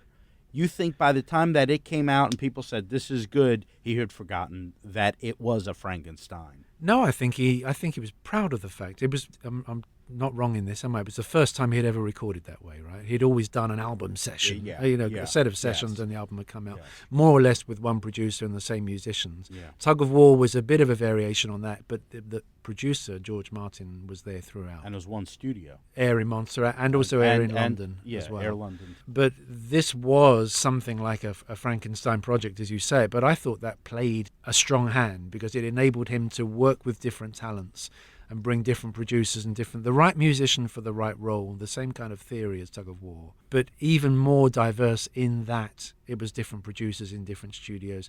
He might give tracks to mix to someone to mix. He'd never really done that before. He'd always controlled everything. And although he was still controlling it, it was definitely, it embraced its diversity, and yet as an album it really hung together very well. I was playing it this morning and I really do enjoy that record. A couple of tracks on it you might want to change the order of or something like that, but it's a strong album. Yeah, and Flying to My Home blew my mind. Yeah. I loved that. I loved that fucking song. Let me ask you, because nobody's ever addressed it. Chris Whitten leaving. What do you remember about that, and how big a hardship was that for McCartney? Oh, I don't think Paul falling out with drummers is Was it a falling out, though? Yeah, it was something. I wasn't in the room at the time, but I know that all I remember was Linda saying something like, yeah, and good riddance. So it evidently hadn't been a harmonious departure. But it was probably, if you're a musician in Paul's band, it looks like you're up there having the greatest time. But what there has to be is absolute deference. And if at any time you intimate anything other than that, it kind of goes down as a black mark against you, or it can do. Wow. And I'm not privy to what happened, and I genuinely don't know what happened. But it was something. Something happened. Well, that band changed. And Blair is a great drummer, but that band changed. And it lost a little bit of its balls, a lot of its balls. But you hear that's another important thing about the 89-90 experience, is that he was singing a lot. He and Hamish were singing a lot together. And that changed the way he sang. Also, he was playing with a band every day. And that hadn't happened in forever, They stayed his band through, 93? I think end of 93. Yeah, so basically he had the same musicians around him with the exception of the changing drummer for 4 to 5 years. Yeah, 87 is when it first, when Hamish came in. Because Hamish is when he's in the studio with Costello, Hamish is there. Right. Playing a Steinberger with the side. There's something I'm going to add, which is going to take this slightly off course, but back to the McCartney and McManus collaboration. And that is that Richard Ogden had brought them together. And Richard was Paul's manager through the 93 tour when he was terminated. His position was terminated. I knew him well. I still actually am in touch with Richard. And it was the first time I'd ever had that kind of closeness with someone like Paul's manager. I never really knew Stephen Shrimpton. I met him once. But Richard Ogden was the first and the only one that I've ever really known on that level. And when he left, he phoned me. Perhaps I shouldn't be saying this, but he phoned me up and he was like you are when you suddenly leave a job. He was ranting about certain things. And I was pleased that he was ranting to me because I felt like, he was willing to share. And he shared with me that the Paul and Elvis Costello had not been entirely harmonious situation because Elvis naturally had taken it upon himself doing his job. This is why he was there, to critique whatever Paul was doing, not for the sake of it, but, to constructively critique as part of a harmonious working relationship, and Paul did not like it. And he was raving and ranting to Richard, what am I working with this guy for? Who does he think he is? Does he know how many number ones I've... So that must be borne in mind too. But ultimately, the McCartney-McManus relationship did sustain, because they kind of still have a friendship, as far as I know, and occasionally even musical Diana collaborations. did the album, and yeah, I guess so. but it stays very, it's like the twain shall not meet. Never the two shall meet. And never. And Costello at the Songwriters Hall of Fame said that McCartney had called him just prior, that they had found the 16th song, the demo for the 16th song that they had written, right, that will be included. And it's just like, Bard loves the Bacharach stuff that he does with Costello, and for the same exact reason. But McCartney, they never got past those growing pains. And the thing is, if it had stayed this beautiful thing and was allowed to grow, I mean, we're looking at the babies, we're looking at the larva of a collaboration. Who knows, once they kind of, because in those songs, it's like they kind of don't know how to sing together and play together, and it's a very weird, they're singing in unison a lot. It's a very weird, it's like an arranged marriage.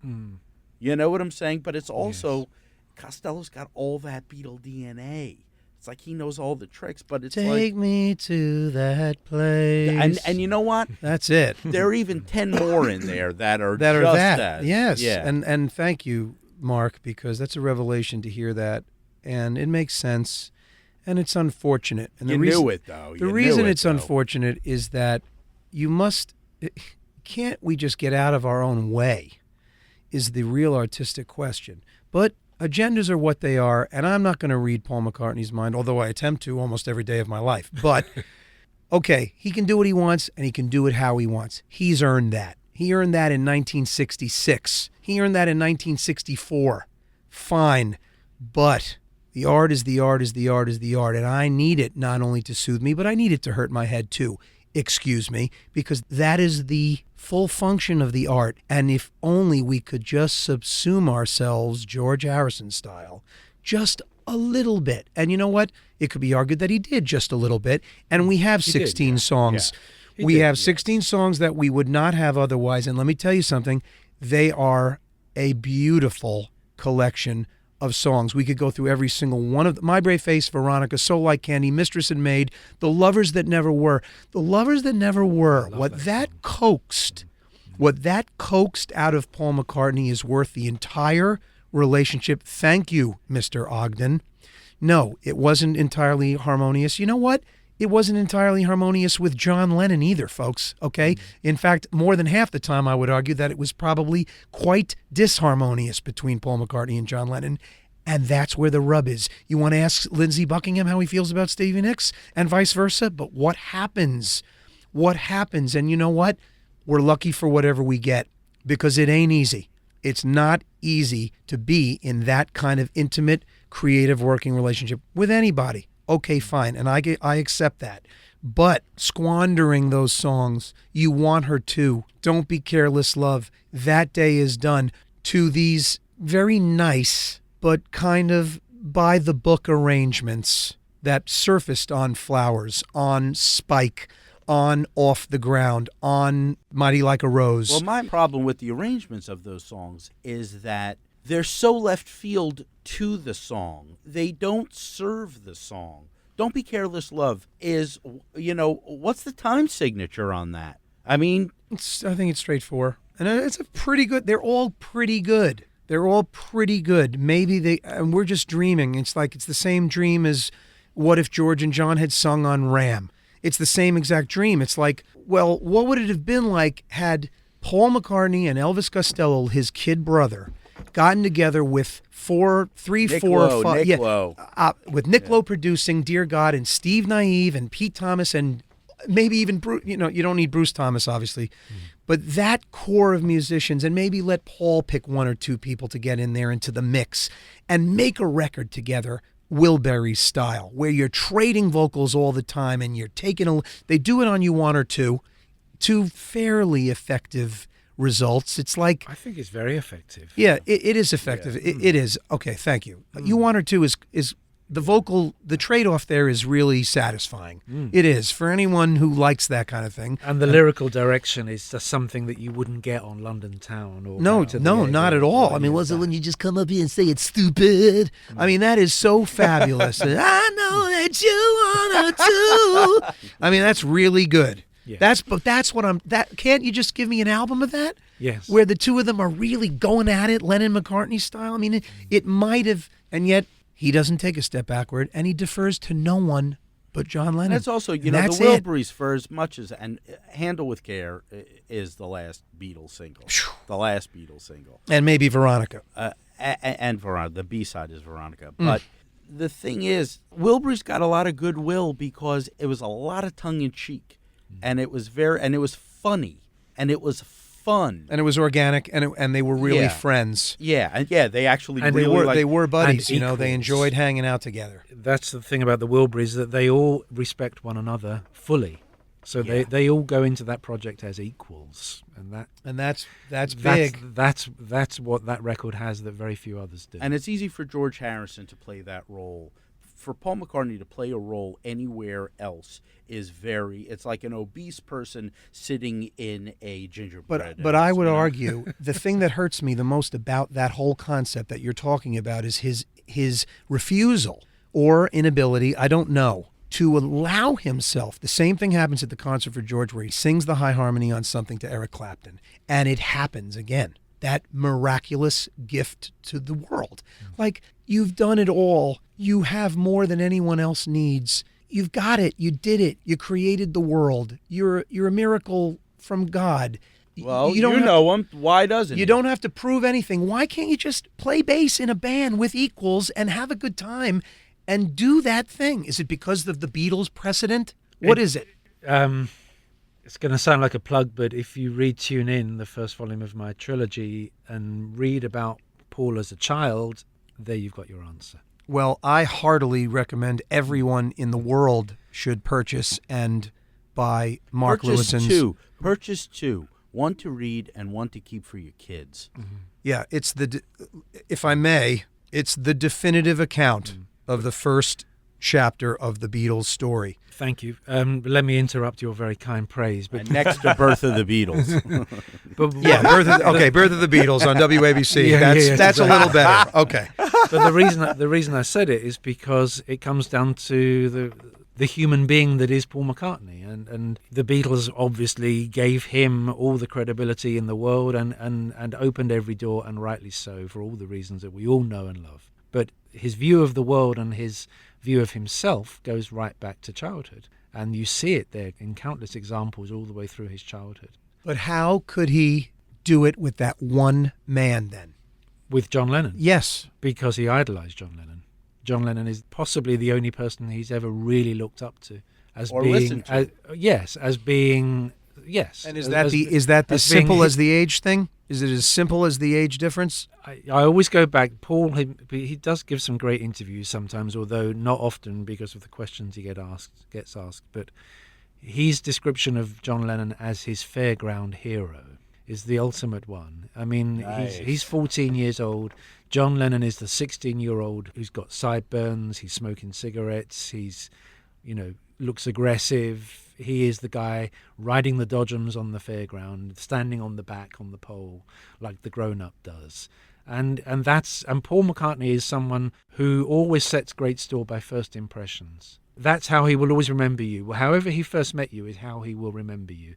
Great that he remembers people in the way that he does. It's an extraordinary facility.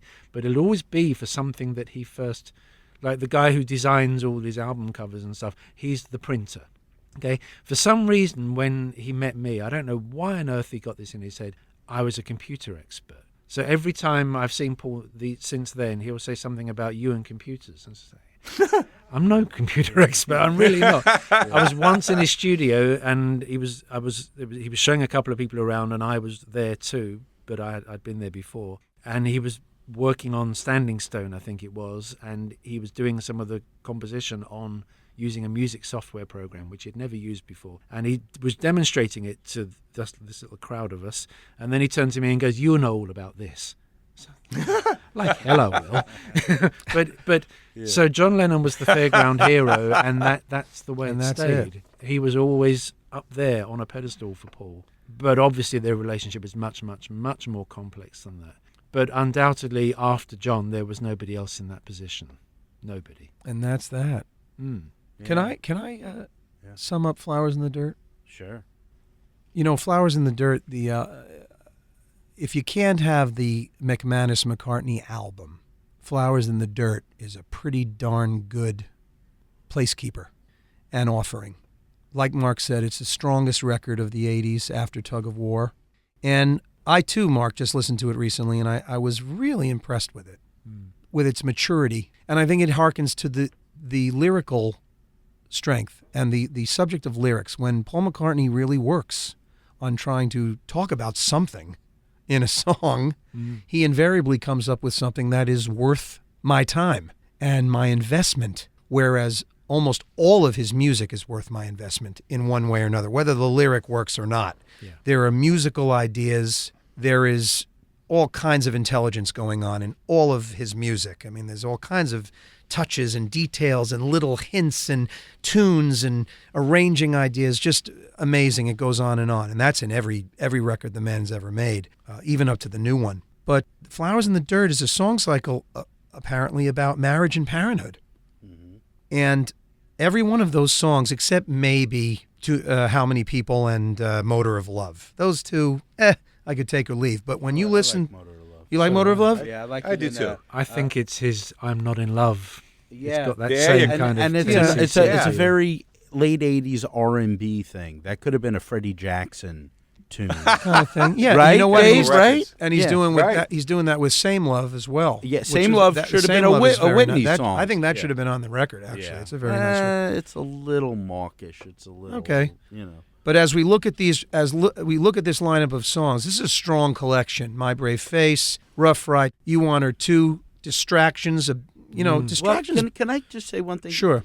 In a lot of ways, him at 46 is echoing Lennon at 40, because you have this one, which is Starting Over. You have Distractions, which is I'm Losing You. You have Put It There, which is Beautiful Boy.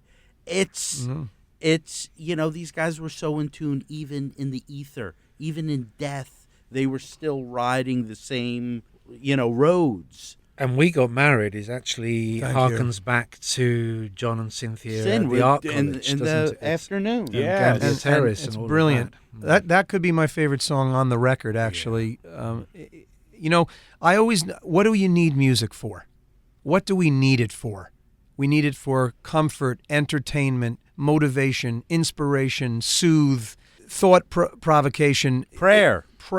It's endless. Bravo. What you need it for. And when it's right, it serves every one of those purposes. And I do believe that Flowers in the Dirt is one of those rare Paul McCartney records that comes through on every level. I can use it. It's not just a loving machine. It doesn't work out if you don't work at it. With a melody that is so lovely, and what an arrangement. And then you get Figure of Eight. And why do we keep going round and around? Can't we work it out and put it? It's like, apply yourself. That's all I'm saying. That's all I'm saying to my hero. Apply yourself, because when you apply yourself, you come through in a way that no one else can. He's hungry. That's why he Well, applied himself. when you're hungry, then get hungry, man. Apply yourself. Write about things that exist and matter. Express your part of the human condition. Hey, it's the same argument that we have with Springsteen, where after Human Touch, Lucky Town, it's like, I can't reveal all I dig anymore to have a life. If this guy's really going to talk about his life, McCartney's really going to talk about his life, it's a lot of vacations. It's a lot of hanging out with family. The best you can hope for is That Was Me, Summer of 59, talking about the past, vintage clothes, dying. Yes. You know, ever present past. That's the best you can get, and that's pretty fucking great. And I think that second half of that record is his best work after Flowers in the Dirt. Yeah. That was yet another resurgence of, oh yeah, he's talking about something that I can tap into and I can use. And it's also you got to stop doing it. Paul Simon tops and tails the decade. Stop putting out albums, and he slowed down. Especially this last piece of shit. This album was, horrible album. Worse than. Didn't it make number one? Wasn't this his comeback album? No, it got to 3. They only get to 3. All right, but I mean, in Britain, I know that the latest Paul Simon album is being talked about. Oh, Paul Simon. Yeah, Paul Simon. Yes. Oh, yes, sorry. yes. So you're talking about Paul McCartney. I'm talking. Paul He's McCartney. talking about new. Talking about new. Yeah. With Right. with my favorite song about you. Yeah, apparently. Yes. No, I don't think so. But I mean, he doesn't do albums very often now, Paul, does he? The No, New he is 3 years tours. ago. Now it's the. Well, he's backing off. That's because he's not unaware of his record sales statistics. I mean, and that was happening around the time of the tour as well. Back in 89, 90, the record sales were sliding quite dramatically off the ground, which was the same musicians as he was touring with. That was going to be the band album, and Off the Ground is to Flowers in the Dirt what Pipes of Peace is to Tug of War. Yeah. Well said. I agree. Yeah. Not even half the record. Yeah. No. Although it has The Lovers That Never Were in a truncated, not as good version. And Mistress and Maid? Mistress and Maid. Yeah. Great record. Just moving on. I got to ask you what work you did for the Lennon anthology and what your lineup was and what happened. How did you get contacted? Give me the story. Oh. Well, as you play it now, the John Lennon anthology box set, which, when did that come out? 98. 98, okay. Note the use of the word anthology. That has none of my work on it, and therefore it doesn't have my name on it anywhere, although I thought that was a bit mean considering all the work that I put into the genesis of the project. Oh, it's a long story.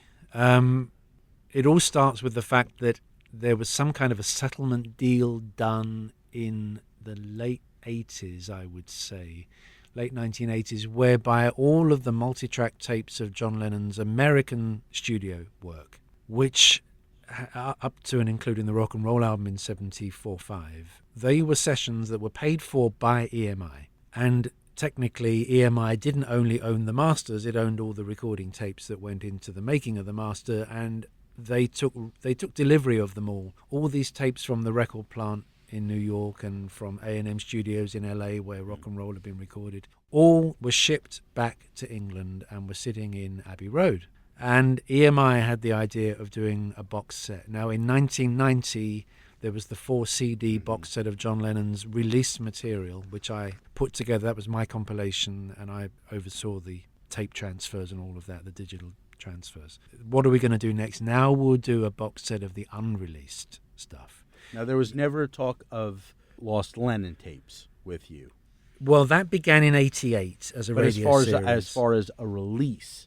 Yes, what we were going to do is we were going to include the best of what they were airing in the weekly Westwood One radio show in the box set. So I had the opportunity to utilize both what EMI had and also the contents of John's personal tape archive, which was at Westwood One or in copied form at Westwood One. I'm ransacking my memory here, but because it's now like 20 years ago. Yeah. No, 88 is coming up. So you were hired through 30 years ago. Through EMI. Yes, EMI UK. And we were doing the project with Yoko's sanction, of course. She knew all about this, but the costs were EMI's costs. They paid my costs, and they also paid all the studio time. Because I decided, well, the job was to review all of these tapes and pick the best material. So I had the terrible task, as you can imagine, of going in, beginning with Cold Turkey and the Plastic Ono Band album and Instant Karma and the Imagine sessions, and then all the way through the stuff that John recorded in America up to the expiration of the EMI contract, which was 76, listening to all of the multi-track tapes. And I did it over the course of about 18 months. It was a lot of listening. It was 470-something reels of tape. Wow. And obviously it was the most stunning thing to be able to listen to. What stands out in my memory above everything well, the Plastic Ono Band album sessions were extraordinary, all done on 8-track 1-inch tape, all live, with a live vocal on every take. John didn't believe in guide vocals. Full performance every time, utterly committed, utterly inspiring. God. But what really stands out in my mind was the opportunity to hear the complete set of the Spectre sessions for rock and roll. Wow. Which on 16-track by this point. Unbelievable to be at the board and be able to isolate the tracks within the wall of sound, just to hear the Wrecking Crew and to hear John's vocal and to be able to mix it as I went. And I mean, I wasn't ever going to be mixing it for the finished release, but I was assembling a compilation. Yeah. And then once approved, it would be properly mixed. But that meant I had the opportunity to play the mixing board however I liked, and of course I did. And I bow to hardly anyone, if anyone, in my utter admiration for John Lennon as an artist. And here was the opportunity to be in the room with him through the Walls and Bridges sessions and Mind Games in sometime in New York City and Imagine and the whole lot. So at the end of the day, this was back in... Now, were you taking notes in thinking I might write a book on this? No, but I didn't think I was writing a book, but I did expect to be writing the booklet that went with the box set. So I was making notes about every tape. I have notes on every tape. Wow. Oh, man. Yeah. And also I have photocopies of the tape boxes and stuff like that, the things that would enable me to write the notes. And at the end of the day, came to about 1994, 5. The Beatles anthology was now overlapping with that, which I was also working on, when something happened to me. And that it's basically that I was approached by a writer for the New Yorker magazine when my Complete Beatles Chronicle came out, which was fall of 92, who was going to do a profile of me for New Yorker. Well, that's a high prestige. He wanted to come to London and interview my family about what I was like as a child and really all strange stuff. But he was doing a profile of me, and that's, I guess, what you do. And he wanted to observe me at work. So he said, can I come in the studio at Abbey Road and watch you doing your work on this John Lennon set? Well, it wasn't my decision, so I asked EMI whether they would allow this, and they said yes. Then the journalist said, could we listen to a couple of Beatles multi-tracks while we're doing this? So again, I said, it's not my decision. I'll have to ask. I asked. The word came down, yes, that's okay. Wow. So this guy got to hear, I think, Strawberry Fields in a Day in the Life, which I had heard a few times by then, but it was, I was never going to say no to listening to them again. He then wrote the New Yorker piece in a way that was different from the way I'd been led to believe it would be. It wasn't a profile of me. It was a profile of... Inside Abbey Road. Inside Abbey Road. And when that was published, the shit hit the fan. Majorly. Yeah. And I was, for the first time ever in my professional relationship with these guys, I looked like the bad boy. Wow. It ruined my relationship with George, which had been good. It ruined my relationship with Yoko.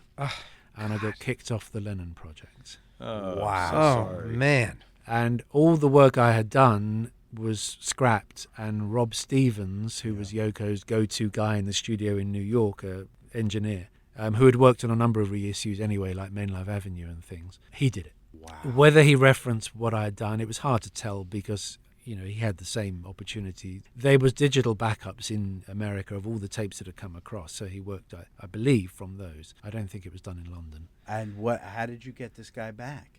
How did you fuck this guy, the New Yorker guy? I didn't. I mean, what was done was done. What I had to do was try and reclaim my position within the EMI Apple world. Yeah. And I was okay with Neil. Neil Aspinall and I always got on fine, so he oversaw. The big problem was Beatles Anthology because it was going by this point, and I already had a contract, and this kind of threw it. And various people fought for me, including Paul McCartney, who fought for me against George Harrison, I'm glad to say, and won. Yeah. So I carried on. But the anthology, the Beatles Anthology project was a trade-off of who's going to have whose people. Yeah. Like the album design was by Rick Ward, he was George's guy. Paul McCartney insisted on Jeff Emmerich being involved on the engineering of Free as a Bird and Real Love. George Harrison didn't want him, but Paul won that one. Yeah. George wanted Jeff Lynne, I would assume. Yes. Jeff Lynne came in through George. So it's, I'll bring in this person, you bring in that person, I'll bring in this Who person, brought so I'll in bring Jeff in Lynne? this person. They all did. They all. They all did. He had Because worked. Paul and George had relationships. Jeff Wanfer came in on the Flowers in the Dirt TV special, as I remember, but he had done The Tube, which was the British TV show from 1982 with Jules Holland, which is why Jules Holland was involved in the anthology at the beginning. He's the interviewer through the whole thing. No, only at the start. He only did the first interview with all of them, and then they moved to Bob Smeaton. Yeah. Oh, so Jules is not on the No. on the boat or anything when he's No. driving the boat? Jules just did the first, and I think they must have decided that they didn't want him for the second one. When you saw the Put It There movie, Yeah. didn't you think, and one hand clapping, it's like he's finally got the Let It Be movie he's always wanted. This is exactly what he wanted from them. Stand up, we'll do it, we'll rehearse it, and I'll talk, you know? Yeah.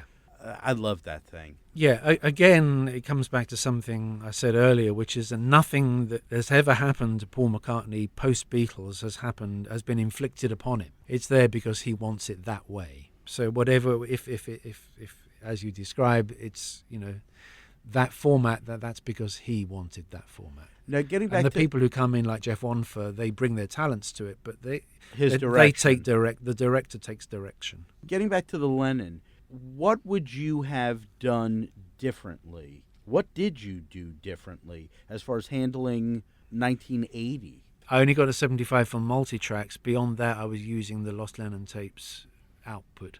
Dave, tell Mark your story about the last time you were at the record plant with Lennon. So one day, my phone rang, and it was May, and she said, hold on, and John came on the phone, and he said, I remember you have a great oldies collection. Have you got Just Because? I didn't have it. Guy downtown had it, bought it. He met me in front of the record plant. We went upstairs. I go upstairs with the record in my hand. And it's the end of the day, and Roy Cicala came out. I was the only person. There was no receptionist, just Dave Morrell walking in, and all of a sudden I see Roy Cicala. I know it's him because I'm in the music business. I see the trade magazines. I know what he looks like, and I know who he is. He says, who's this stranger that doesn't belong here? So he says, can I help you? Very quizzically, but kind of angry. And before I could get a word out of my mouth, John Lennon comes out of a door, and he goes, Dave. And I couldn't believe it. For that moment in my life, I froze because John Lennon knew my name. He didn't have to say that, and he didn't have to identify with me. I didn't need that, but he did that to me, and it blew my mind that he knew who I was. And that really was an unbelievable moment for me that I'll never forget. And he said, Dave, did you bring the record? I said, yeah, I have it. He hands it to May, asks her to go write the words down, and he says, come with me. And we're on the 10th floor at Record Plant. I had been on the first floor with him years earlier, but now I'm up on the 10th floor. And we go into a small room, a small studio like I'm in today here, and Jimmy Iovine was there, and I didn't know Jimmy. And John introduced me, and he said, this is Jimmy, sweet little 16 Iovine. And Jimmy was a young-looking kid, and I was a young kid. So he said, hey, and he was an easygoing guy, and I loved him. He loved me. And John said, let's play him some things. So as Mark was just talking about, Jimmy has the Phil Spector tape, on this board, and he plays Be My Baby. And it really knocked me on my ass. It really did. I'm telling you right now, I thought it was one of the strongest things I'd heard. And I was hearing this original tape from Phil Spector, this wall of sound blasting in my ears in a way that the blast made sense. It wasn't like a static radio that somebody turned too loud. This was professionally loud, and it was all over me. And I was completely knocked back, and I loved it. And they could see I loved it. I felt I loved it. I wasn't looking in their eyes. I had my eyes closed, and I was so into hearing John Lennon sing this song so beautifully. And when it was over, there's no talking for a moment. And then Jimmy put on Angel Baby. And it floored me. I was a kid who loved oldie records. I knew that record. And I loved the fact that John Lennon loved that record. And I couldn't believe it. He'd never referenced this song before, so I was so overwhelmed hearing that particular song. So when it was over, I was delirious. John was so happy. He was getting this feedback he wanted. May came with the words to Just Because. I was going to walk myself out the door, but I stayed with Jimmy, And there was the window where you look out, and just a microphone with John. And the tape started up, and John began to sing. And he did multiple takes of this. And on one of the takes, as it's fading out, and I'm watching this happen, and the music's, the bed of the music's going on like for a really long time at the end of Just Because. Very long period of time. It's just not ending, actually. And John goes, so from all of us here, Record Plant East, and he looks right at Jimmy and I, and we're like looking right in his eyes, and he's got his arm up, and we're going, yeah, we got our arms up. And he goes, so long, and then the tape, winds out. Now, I'm going to pause there for a second to say that, on the Jonathan Cott interview 2 days before John was murdered, he brings up the question of, the time frame of not recording and 5 years going by. And John reflects in this interview that he'll never forget being a record plant doing Just Because and saying so long. And what he was saying when he was saying so long, he's saying so long to the record business. His contract's up, he's free. So to be in his life in a moment he recollected was marvelous for me. Meanwhile, we're leaving Record Plant and we're waiting for the elevator. And as a promotion man, I always had a bag of records, that I would tote around with me. So John had a few moments. He says, hey, what do you got in the bag this time? And I opened it up, and it was a Little Feat album, and he hadn't heard of them. So I was, able to bring John into the Little Feat world, and we were able to talk about that again. So it was a marvelous wrap up there. It was incredible to see him record and be part of that. And what's interesting, let's just say it's the four of us, or the three of you and me, and I'm telling you this story 2 days later. Then the record comes out in February, and those two songs, Be My Baby and Angel Baby, aren't on the record. It was incredible. And they were on Roots, weren't they? But they were on Roots, but not rock and roll. Yeah. This moment in time where John's got his first number one record in America with Whatever Gets You Through the Night. The follow-up is number 9, Dream. It's a brand new year. John's had this incredible bunch of months where he's been on NEWFM with the 2-hour interview. He's had the number one record. He's played with Elton John. He's, he went to the Harrison show. He's around Bowie. All this is going on. The new year comes out. Lucy in the Sky with Diamonds with John Lennon on it by Elton John is number 1. John's got number 9, Dream out. All this great stuff is happening, but then all of a sudden Capitol in February upsets the apple cart by rush release and Stand By Me from this new rock and roll album, which killed number 9, Dream, which he wrote. It killed that album, which he had would have made more money in publishing and songwriting, to put their effort on the rock and roll album. And the Stand By Me wasn't as big as a hit. So that's my 2 cents. Mark, so your relationship with Yoko after that was done? It cooked it for a while, but I don't see a lot of her because she's in New York and I'm here, and why would we meet anyway? But I have met her since then. Oh, God. I probably didn't meet her again until Neil Aspinall's funeral, which was, 2008, I think. And I saw her again recently. Did you ever try to explain that situation? No, I went to... No, not to her. All I did was go to the office of the then chairman of EMI in England, who basically tore me off a strip for being naive enough to allow a journalist in with me. And I said, well, look, I did ask, and the permission came down from this office or from this building. But I think there was heat flying and someone had to absorb it. Wow. And this happens, doesn't it? Sometimes you get too close to the kitchen, Yeah. No, I know. And let me tell you a Yoko story. Yes, go on. I'm so sorry, but I just want to take that we've all been under that heat.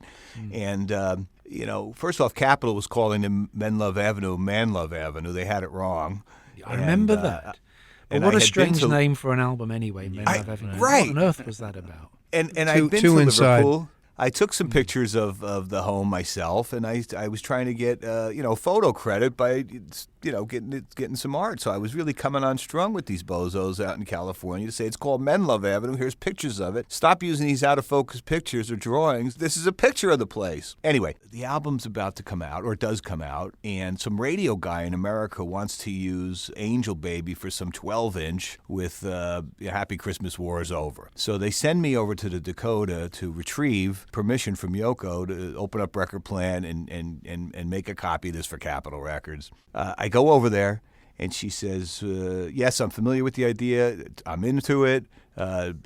Give me a moment. And I thought, okay, this is unusual. I'm alone at Studio One, and maybe she's going to get the master tape. What do I know? She comes back with the Roots bootleg album, and she says, take it off of this. I said, that's a scratchy bootleg.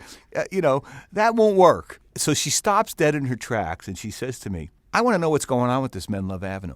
I worked very hard on this. I didn't have time. Everybody wanted my time. I had to stop what I was doing. I had to put all this together, and I'm not seeing anything. I'm not seeing anything in Billboard. I'm not seeing anything in Rolling Stone. I'm not getting any reports. What's going on? And I said, whoa, that's a good question. Let me check. Can I use the phone? She goes, yes. Dial 1 to get out.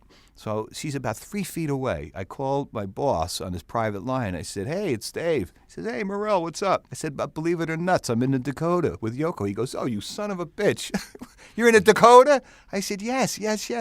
I said, I'm here with Yoko, and she's a little upset and wants to know, what we're doing with Men Love Avenue and with Billboard and Rolling Stone. And he goes, Dave, I don't want to put you on the spot there, but we're not doing anything. John's dead. We just put this out. Who gives a shit? There's nothing. I go, Yoko, they're going to fax you the material. I have to go now. I hung up the phone. Okay, then. I remember there was like a lonely little ad of that pathetic picture for Men Love. I didn't even buy Men Love Avenue. It was the dumbest. How about that? First of all, live in New York City. Let's go with this. I got to bug up my rear end about how there could ever be a song credited to Lennon Spector, because I don't think Phil Spector had anything to do with it. And if he did, he wouldn't have stopped talking about it.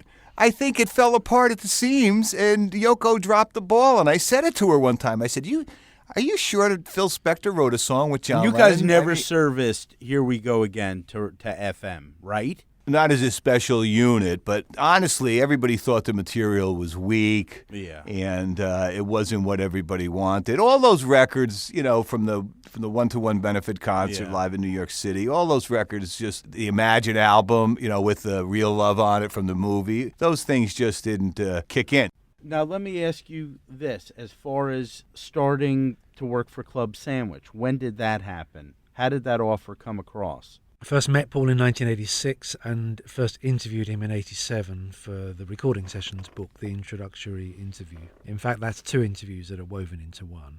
And are there uncut versions of that interview? Is there much more? No, there's not much more. No, it's pretty much all. The sigh you heard me exhale just now was because the first interview I did with Paul, I did it on my new Sony Pro Walkman, which was state of the art in those days, with a good microphone, and I used to have wide separation, and so it's him on one side and me on the other.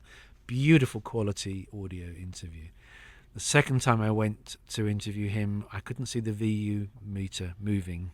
And I'm sitting there whilst interviewing him, shitting myself, thinking, I don't know if this is recording. And I didn't feel that I could stop Paul and say, I think I'm being unprofessional here and I'm not recording it properly. Yeah. So I just carried on and got down left his office, went down onto the underground to get back to wherever I was going, played it through headphones, and I could just make it out if I played it at volume 10. Wow. So it had barely gone in.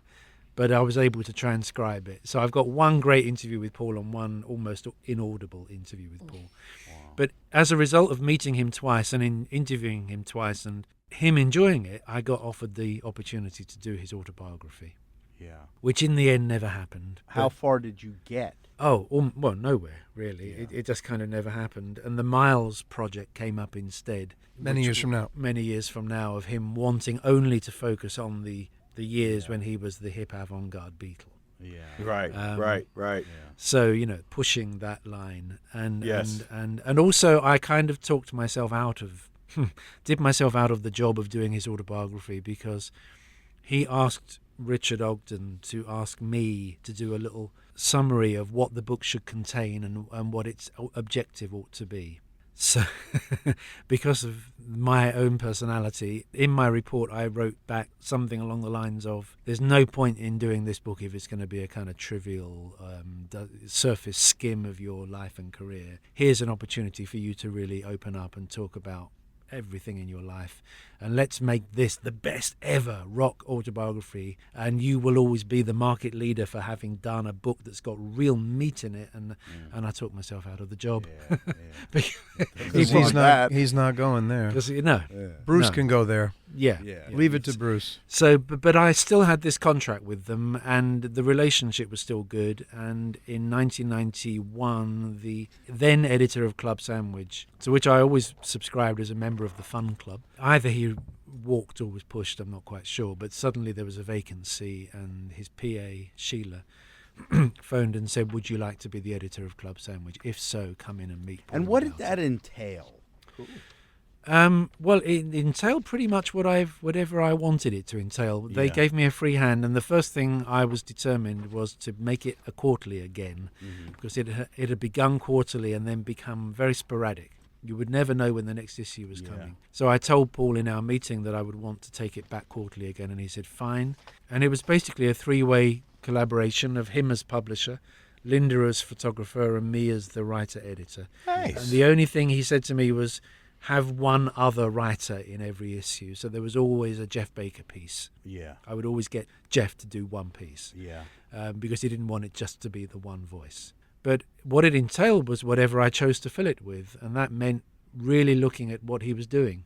And also videos, looking at his archive. I started to look at the video archive, but I also went to the new video shoots with him. I went to recording sessions. It gave me the kind of access to him that obviously I'd always dreamed about and never imagined would happen. Were you at any sessions? Great. Yeah, I was at the session for Beautiful Night with George Martin for the orchestral overdub in Studio One at Abbey Road, when Paul kind of belittled me for taking notes.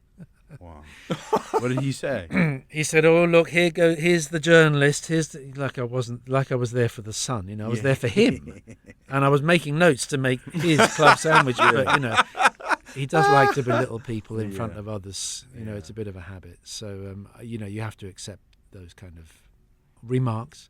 But I always had a good time with Paul, and he was always, with the odd exception like that aside, he was always very good to me. Yeah.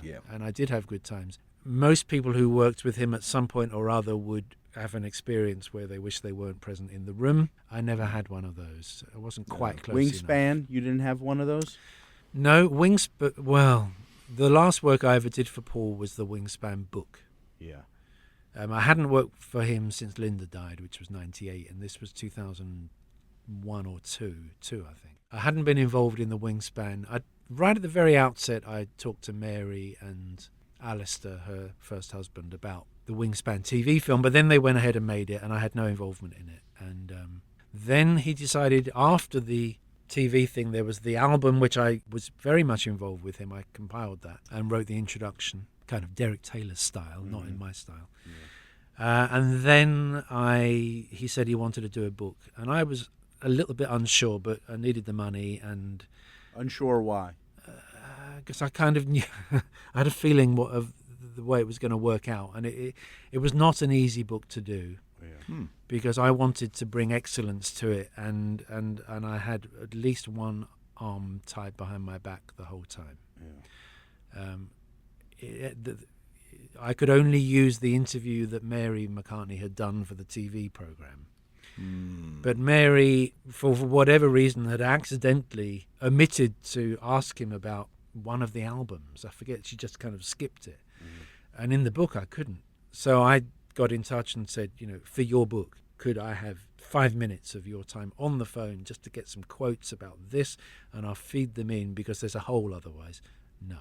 So it was not an easy project, and I didn't enjoy it very much. And you never pushed speaking to any of the other members? Yes, because there was all this stuff about we were a group. Yeah. And so I said to him, could I have your permission to approach Denny, Henry, Uncle Tom Lawrence. Cobley, Lawrence?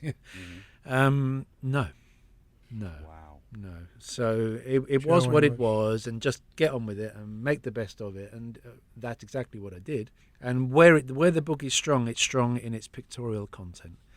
Because together with the designer, I got to go through, again, not for the first time, but I got to go through all of Linda's pictures and pick out some really unusual unseen pictures. Nice. And the very end of the book has an album-by-album guide that I wrote with both hands on the keyboard and introduced slight elements of criticism as well, in that you can be less praiseworthy of something. Sure. You know, that's about the only way you could do it. Were you at Limehouse for Unplugged? Unplugged was done at the Wembley TV studios, another old Beatles haunt. The was the 1991 Unplugged? Yeah. No, I wasn't, because my second child was born that night. And Wow. I was in the hospital watching his birth instead. Wow. But I was at Limehouse for the Carl Perkins TV special. Yeah, Limehouse was. In Were they both at Limehouse? No. No, just the George McCartney's was done at Wembley, and the Limehouse one. Limehouse is in the East End of London. What do you remember about the Carl Perkins? Fantastic, Incredible, fantastic right? night. I had never seen George play before. Wow. Yeah, I Boy, mean, I then that's- saw him what in a thrill. '87 at the Prince's Trust when he was up there doing with Jeff Lynne and Yeah. Elton. But I hadn't ever seen George play before, and also this was George's quiet period. Yeah. He didn't release an album between '82 and, well, as it became clear, '87. Yeah. But in '85, we just knew he quit. He was making films. Yeah. That was George's handmade period, not his recording period. So just to see him plug in and play Carl Perkins and sing Glad All Over was just... I'm actually in the TV special, dancing in the background Wow. Terrific. Awesome. with my first wife. Yeah. That's awesome. It was a wonderful night, and Ringo was there, and Ringo had a drink or two, I think. Yeah, Ringo's because loaded.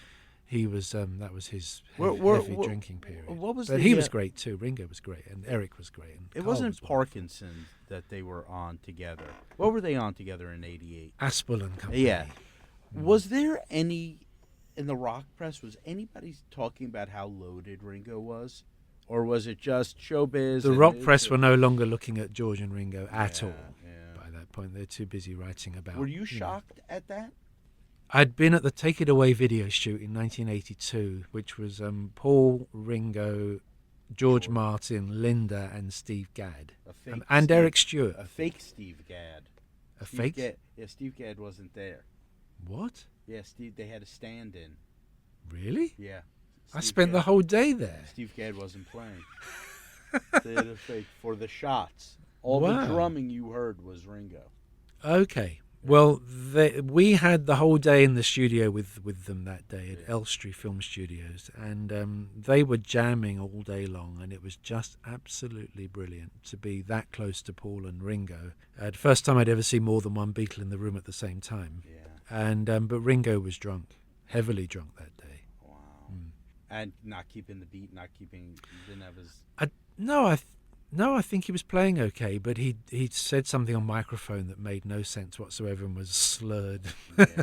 So those of us who knew he was drinking were, realised he had had some that day. But he kicked it in '88. I don't know if we can talk about Flowers in the Dirt anymore, but the other thing about that period of time is that was the period when Paul against Yoko, George and Ringo was still an active lawsuit. Yeah. Because in the early 80s they were really close, Paul and Ringo. That's why Ringo's in Broad Street. And then suddenly they discover about Paul's override, which is something that is kind of disappearing from historical knowledge now. But it was a massive schism between them in the 1980s. And on one hand, it's a dick move, but on the other, it's not. It's not any bigger a dick move than fucking Alan Klein. Or Yoko's taking all that dough for the Syracuse show. Well, the thing, yes, you can. Right? I don't know. I don't know. I don't like comparing things like that. But it comes down to dough. No, it comes down to relationships. I think it comes down to knowing. I mean, why was he keeping it a secret? I don't know that MPL business was open to anyone's knowledge. This is true, and it is MPL business, and it's not like these people were so wonderful to him. George Harrison never bent over backwards to be Paul McCartney's friend. No. After 1958. You know what I'm, certainly you know what after I mean? 68. You know what I'm saying? That's why. That's why. What do you remember about that, and where do you stand on that? You obviously stand that he shouldn't have done that. On the override? Yeah. For everybody that doesn't know about this, when McCartney re-signed with Capitol, 75. 75 deal. It was the 75 deal. Mm-hmm. I always thought it was the 85 deal. No.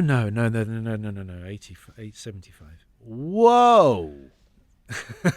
Well, yeah, doesn't really change it that much. When he re-signed, he got a better piece of the Beatles than the other Beatles. Now, this is after the Apple agreement. It was signed after. It's after the dissolution of the Yes. Beatles partnership. That's what it is. And he got a better percentage, a better royalty rate than his partners. But within that partnership, he was not making more than his partners. As the separate entity, Paul McCartney, MPL Communications, he was making more money. And his argument to them was, hey, you should have signed, if you wanted a better rate, you could have signed with Capitol and negotiated that. I did that, and I seem to remember us breaking up. And it all came, when did they find out about that? 83. 83. Before that Dorchester meeting? That's what the Dorchester meeting's about. Whoa. And it was the heaviest, as far as I'm really not privy to, I wish I was, but I'm not privy to all the things that have happened. But as far as I'm aware, it was the crucial, heaviest meeting they had after John's death. Wow. And probably after the Beatles broke up. Wow. Because, and Ringo had been working on Broad Street, and they were friends and all of that. And then, no matter what you think of it, it doesn't matter what you think of it or what I think of it or what anybody really thinks of it, except for Yoko, George and Ringo, what they thought of it. And they were incensed to know that every time a Beatle record sold, Paul was making more on it than they were. Incensed. John Lennon would have killed him, right? John Lennon would have beaten the shit He out might of not have done it. Yeah, he might Oh, yeah, not. he did do in it. 75. I'm sorry. Yeah, He He did did it, all right. He did do it. But you know what? It's the Klein dynamic. That's what it is. He's What out is for that- what is that? himself. You know, they turned their backs on him with Alan Klein, in a real unfriendly, unbrotherly-like way. I think he felt the gloves were off and he'd get his. I'm just going to get mine. Well, obviously, they've all got baggage going back to 57, 58, and in particular from 69 onwards, 69 through 74 or 75. The Klein settlement was 77, the final one with him. But as I said, it doesn't really matter what any of us think other than what they thought of it, because the reaction, the ultimate ownership of the reaction is theirs, and they reacted very badly because, for X number of reasons, and I wasn't in the room when they were voicing them, but it got very, very heavy in the Dorchester. That's what the meeting was about, because they had discovered it and they demanded the meeting, as far as I know. Wow, and all those pictures, the thumbs up, the pictures of Harrison coming out. God. Yeah, because it went, as far as my understanding is, and I wasn't there, but as far as they were concerned, it was completely against the ethos of the Beatles, which was they all got an equal share. And suddenly to find that one of them was a bit more equal than the others was devastating to them. They felt they did speak a little bit about it in interviews, didn't they? And it was a betrayal by Paul of the spirit of what they'd always been together.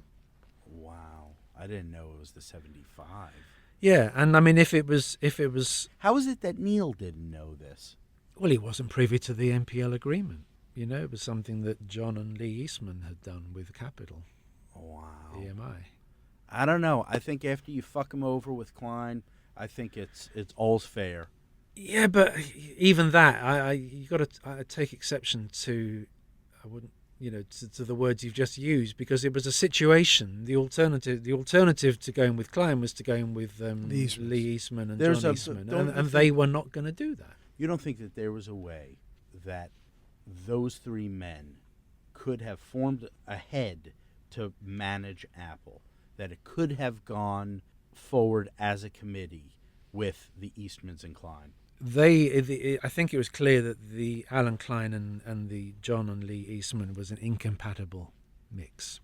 Okay, so it just fell down into camps. All through 68, the Beatles had been looking for someone to run Apple for them, and they had made 5 or 6 different approaches to people. And then at the end of, I think it was November 68, John Eastman kind of became counsel to Apple and went to London for a period of time, trying to make some sense of their business affairs, which were in a mess. Neil Aspinall told me a great story, which I use in Tune In, and the story he gave is about a time when Louise Harrison, George's mother, in front of Neil, with all the Beatles sitting in the front room of their house in Gattaca in Liverpool, said to the Beatles, which basically meant speaking to John, why don't you get rid of Neil, who's sitting right there, why don't you get rid of Neil and use Peter instead, Peter being George's older brother, one step up brother, born in 1940. And the way Neil told it, apart from being really angry with Louise, was that you don't want to have a relative driving the van. Because when you're a band and there's crosswords flying around, your fucking fault that you were late, or your fucking fault that you missed your solo, or whatever it might be, you don't want it to be family, because one person whose family member it is won't be able to join in. It'll introduce an obstacle into the relationship. It was a metaphor for the Eastman situation. There is no way that John or George or Ringo were going to have a relative of Paul's running their management. And though Paul could point to the virtues of what they had achieved or could achieve for them, and the urbane way in which they were going to go about it, they were not going to have a relative of any one of them, not just Paul's relative, but any one of them running the group. The arrival of Klein is just timed so that John went, yeah, okay, you can look after me. And then George and Ringo, what were they going to do? Well, John had always been their leader, and they followed the leader. Yeah. But McCartney brought the cash. McCartney made them rich. In what sense? Those songs. Because of those singles. songs getting... Majority of songs that got airplay when McCartney... Yes, undoubtedly. But they, I don't think even he would have thought like that, because the beauty of the Beatles was the collective, as Bard said earlier. They really were all for one and one for all. And that, again, goes back to why they were so upset when they learned about the override. What did you think of the Klein book? Well, actually, to be honest, I haven't read it. I've only dipped into the bits of it that I want to look at particular things. Myself, I'm the only thing I can say, and this is not a proper opinion because I haven't read it, but being that Fred Goodman, the author, had, as he makes clear in the statement in the book, he had archival access, and Klein was a keeper of papers. I've no doubt that the ABCO archive is a very rich repository of paperwork. You wouldn't know this was a book that had access to the archives. It just seems to be a kind of standard biography in its content. Whereas I think, since the art of Alan Klein was the deals that he did, I would have thought that really looking at the paperwork would have been revelatory. And he doesn't seem to have gone there. Let me ask you something, getting into Tune In, because for anybody that hasn't read the first volume, it basically takes the viewpoint, we're going to start all over. We know the main points and we know where to look, and we're going to re-look and discover. What he does is he rediscovers the story, the true story, without it having any bias or anything. It's just the facts with, insight. So these future volumes, we've been accustomed to, this is how Manila was. This is how the Maharishi was. This one's a bad guy. This one's a good guy. I'm just curious now, because for people that don't know, Mark is researching everything and then writing, correct? Mm-hmm. Yes. So he's researching, and then writing. Klein. And, I loved the Doggett. You never give me your money. Yeah, I loved it. And I thought it portrayed as close a picture as we're going to get until you. Will our opinion of the Eastman-Klein situation, so I don't want to say the breakup, but the Eastman-Klein situation, be that drastic to how we perceive it now?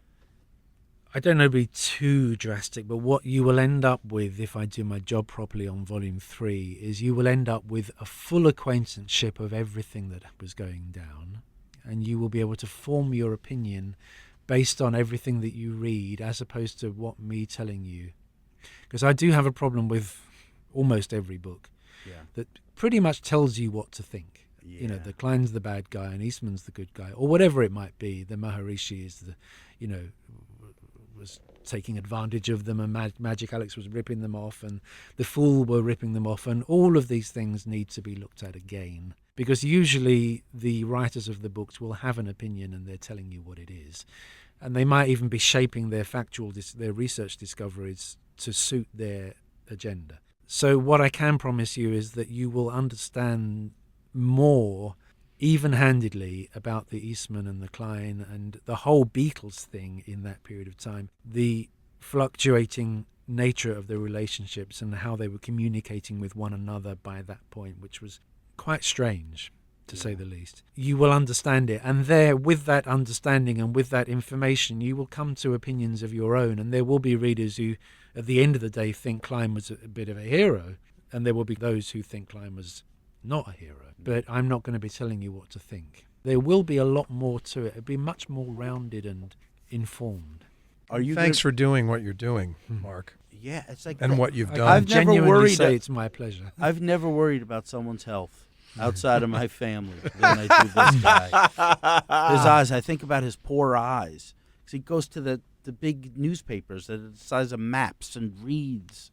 I've just done, this is Friday afternoon we're recording this, I've done 4.5 library days since I arrived in New York last weekend.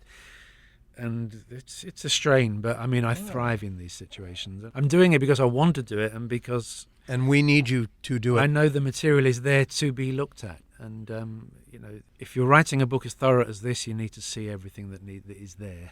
Well, Fabcast has this to say. Tune In by Mark Lewisohn, Volume 1, is the definitive account. You must get your hands on it right away and read it if you are a Beatle fan. Even if you're not a Beatle fan. Or just go on YouTube and watch Birth of the Beatles.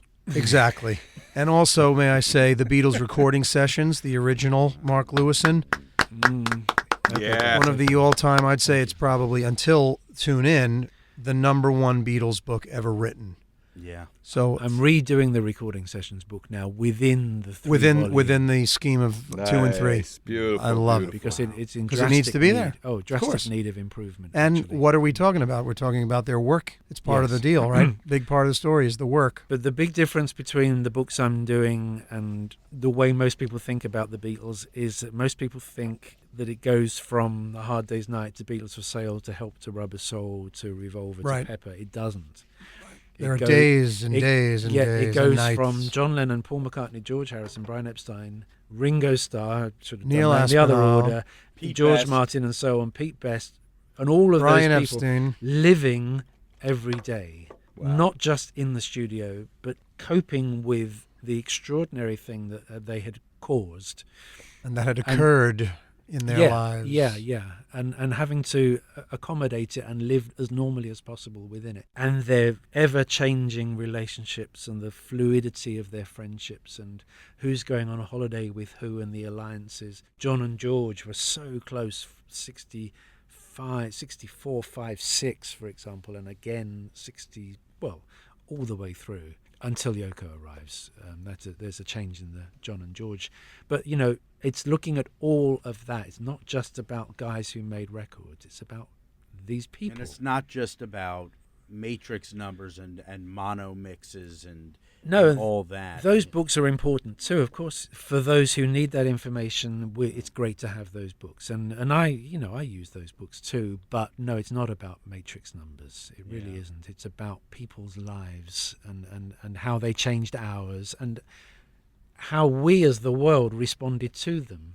So I'm very much looking at the impact on everyday people and the impacts by the Beatles on other creative people as well.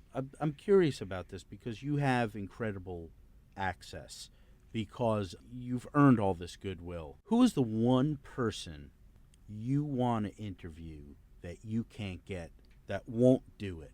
Probably Jane Asher, who won't speak to anybody about those days, and I respect that so much. Yeah. I completely respect it.